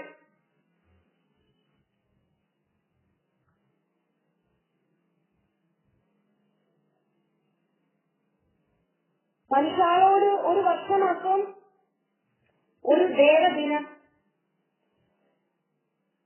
4800 ദേവവർഷമാക്കും കൃതയുഗം, 3600 ദേവവർഷമാക്കും ത്രേതായുഗം, 2400 ദേവവർഷമാക്കും ദ്വാപരയുഗം, 1200 ദേവവർഷമാക്കും കലിയുഗം. മനുഷ്യരോട് ഒരു വർഷമാക്കും ഒരു ദേവദിനം அப்படின்னு பார்த்தோமே. அப்போ 4800 தேவவர்ஷம் என்னன்னாக்கா 4800 தேவவர்ஷம் இன்டு 360 மனுஷாரோட வருஷம். அப்படி பார்க்கறத 17,28,000 மனுஷ வருஷமாக்கும் ஹிருதயுகம். 3600 தேவவர்ஷம், அதாவது 3600 இன்டு 360 மனுஷ வருஷம். அப்படி பார்த்தானா 12,96,000 மனுஷ்ய வருஷமாக்கும் ത്രേതായുഗം.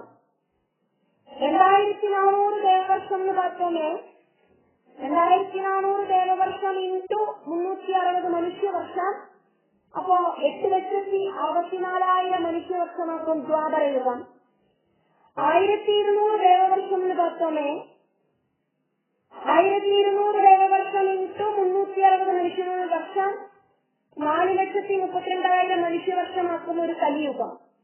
മൊത്തം 12,000 ദേവവർഷം, അതായത് 12,000 ഇൻടു 360 43,20,000 മനുഷ്യവർഷമാക്കും ഒരു ചതുർയുഗം. 1000 ചതുർയുഗം அப்படிங்கிறது பிரம்மாவுக்கு ஒரு பகல், அதாவது ஒரு கல்பம். அந்த பகல் குடியேறதாக்கும் இந்த கல்பாந்தம். 2000 சதுரயுகம், அதாவது ஒரு பகலும் ராத்திரியும் சேர்ந்ததாக்கும் பிரம்மாவுக்கு ஒரு அகசு, அதாவது ஒரு நாள். 360 பிரம்ம தினமாக்கும் பிரம்மாவுக்கு ஒரு வருஷம். 100 பிரம்ம வருஷமாக்கும் பிரம்மாவோடு ஆயுள்.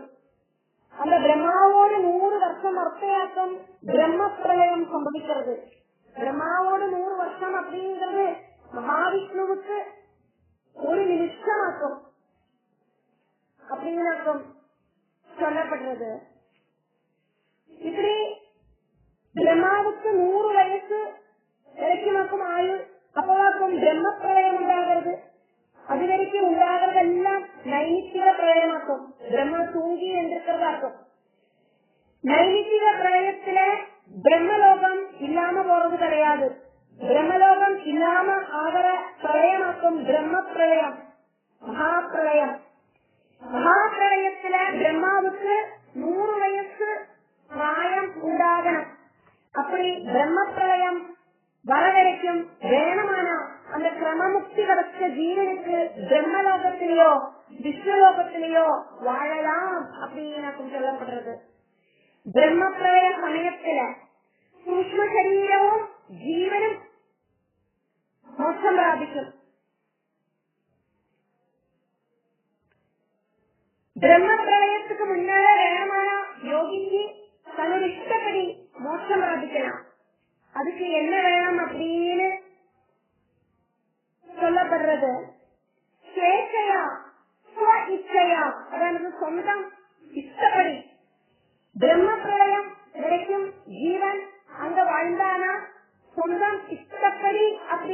முக்தி சாதிக்க முடியாது.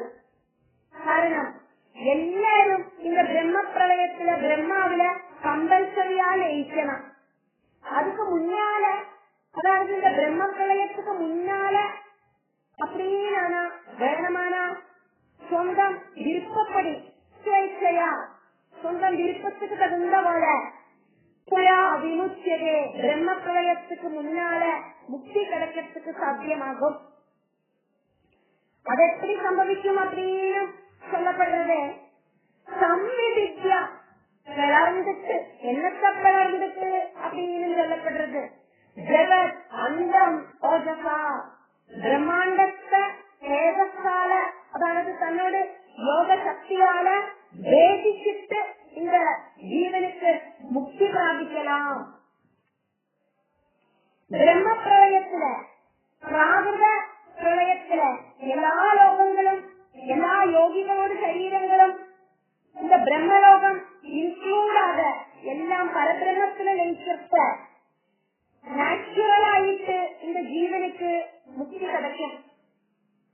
அதுக்கு முன்னால சொந்தம் விருப்பப்படி பிரம்மாண்டத்தை யோகியோடு தேஜஸால கலர்ந்து வேணுமான முக்தி பிராபிக்கலாம். கிரமமுக்தியில பிரம்மலோகத்துல வந்து சேர்ற யோகியோடு ஜீவனுக்கு, அந்த கிரமமுக்தி யோகியோடு ஜீவனுக்கு 2 டைப்ல முக்தி பிராபிக்கலாம் அப்படின்னு சொல்லப்படுறது. இப்படி இந்த ஸ்லோகம் வழியா மோட்சம் அப்படிங்கிறது உறுதி அப்படின்னு சொல்லப்படுறது.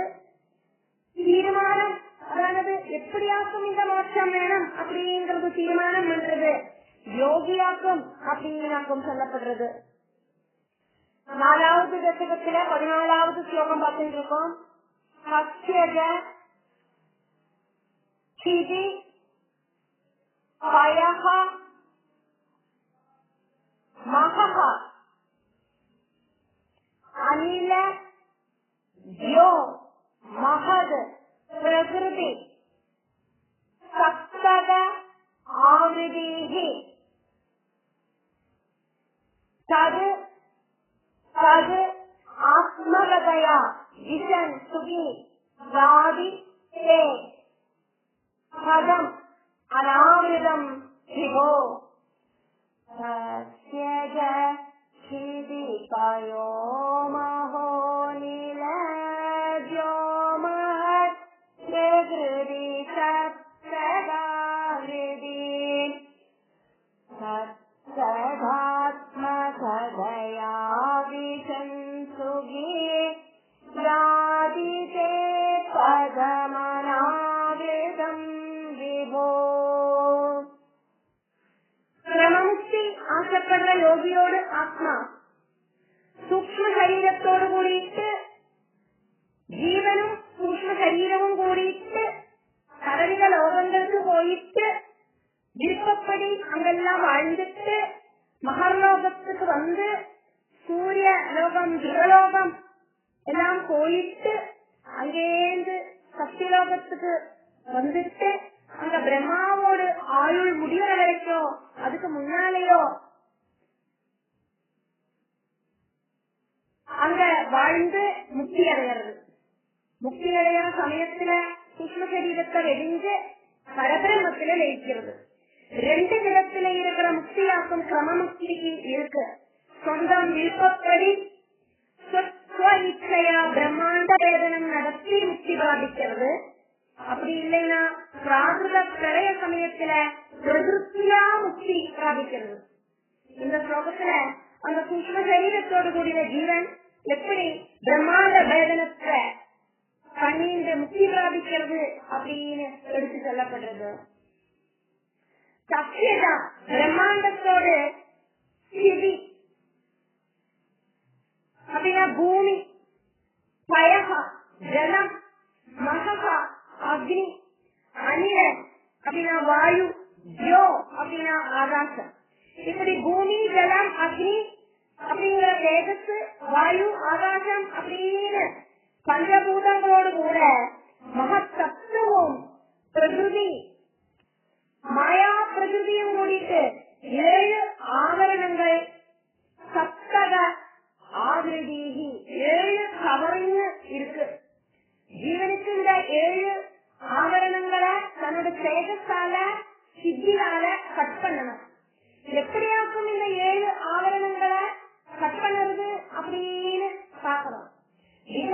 പ്രകൃതിയിലെ ശരീരം ഉപേക്ഷിച്ച് സൂക്ഷ്മ ശരീരം ഉപേക്ഷിച്ച് பிரம்மத்தில லயிக்கிறது சத்யோன்முக்தி அப்படின்னு பார்த்தோம். இங்க சொல்றது கிரமமுக்தியோட விஷயமாக்கும். விதேக முக்தியில சூக்ம சரீரங்களை ஜீவன் கூட கொண்டு வந்துட்டு பரலோக அனுபவங்கள் அந்த ஜீவனுக்கு உண்டாகிறது. சூக்ம சரீரம் அப்படிங்கிறது 5 பிராணங்கள், 5 ஞானேந்திரியங்கள், 5 தன்மாத்திரங்கள், 4 அந்தக்கரணங்கள்,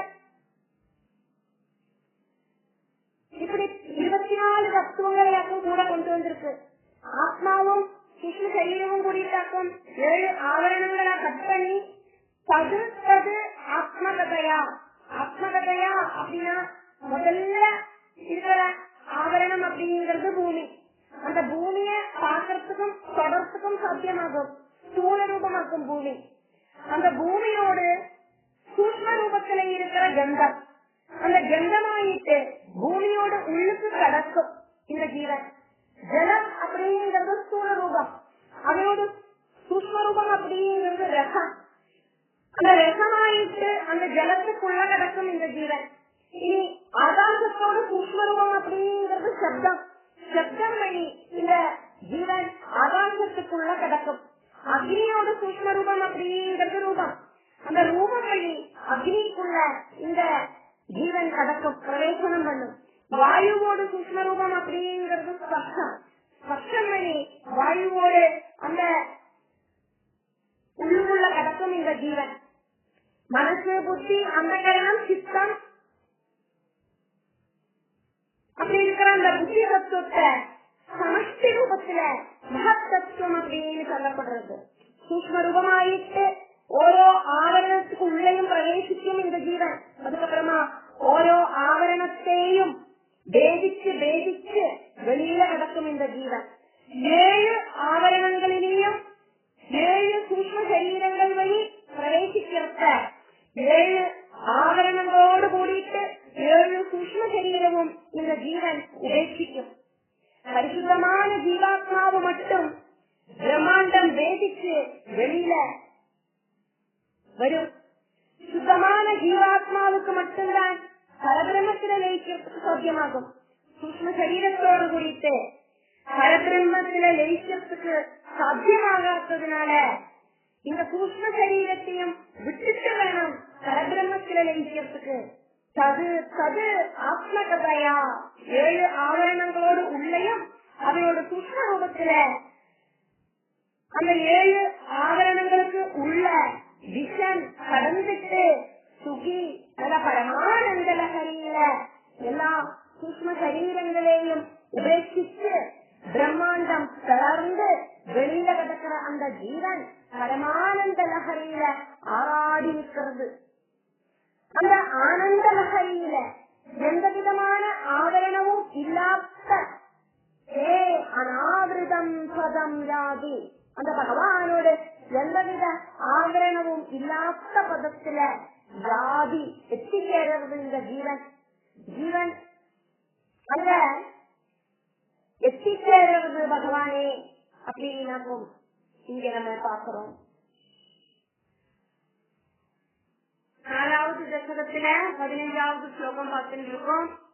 அப்சிராதிகதின் ஈதிருஷீம் ரஜன் விச்சுதிம் நவஜரே ஜலற்பதே சச்சிதாத்மக பகவத் குணோதயான் உச்சரந்தம் அநேகவாகிமாம். அச்சிராதிகதினீதிருஷீம் ரஜன் விச்சுதிம் நவஜரே ஜலற்பதே சச்சிதாத்மக பகவத் குணோதயான் உச்சரந்தமனிலேஷ பாஹிமாம். அர்ச்சித்து கணனா அக்னி, அர்ச்சி கணனா அக்னி, அர்ச்சிராதிபிகி அப்படின்னா அர்ச்சிராதி கதி அப்படின்னா அக்னி கடங்கிற கதி. அதாவது கிரமமுக்தி ஆசைப்படுற யோகி சூக்ம சரீரத்தோடு கூடி அந்த யோகியோடு ஜீவன் பரலோகத்துல விவித லோகங்கள் சஞ்சரிக்கும். அங்கெல்லாம் அந்த லோகங்களோடு അതിദേവികൾ തന്റെ ജീവനെ കൊണ്ടുപോയി ചേർക്കും.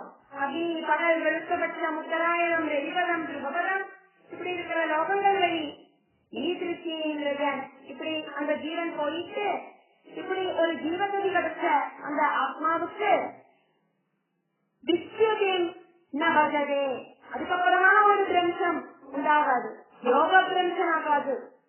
அதுக்கப்புறமா ஒரு அதப்பதனம் கிடையாது. புனரதி ஜனனம் புனரதி மரணம் அப்படிங்கிற ப்ராசஸ் இல்லை. மோட்சாவஸ்தை கிடைக்கும்.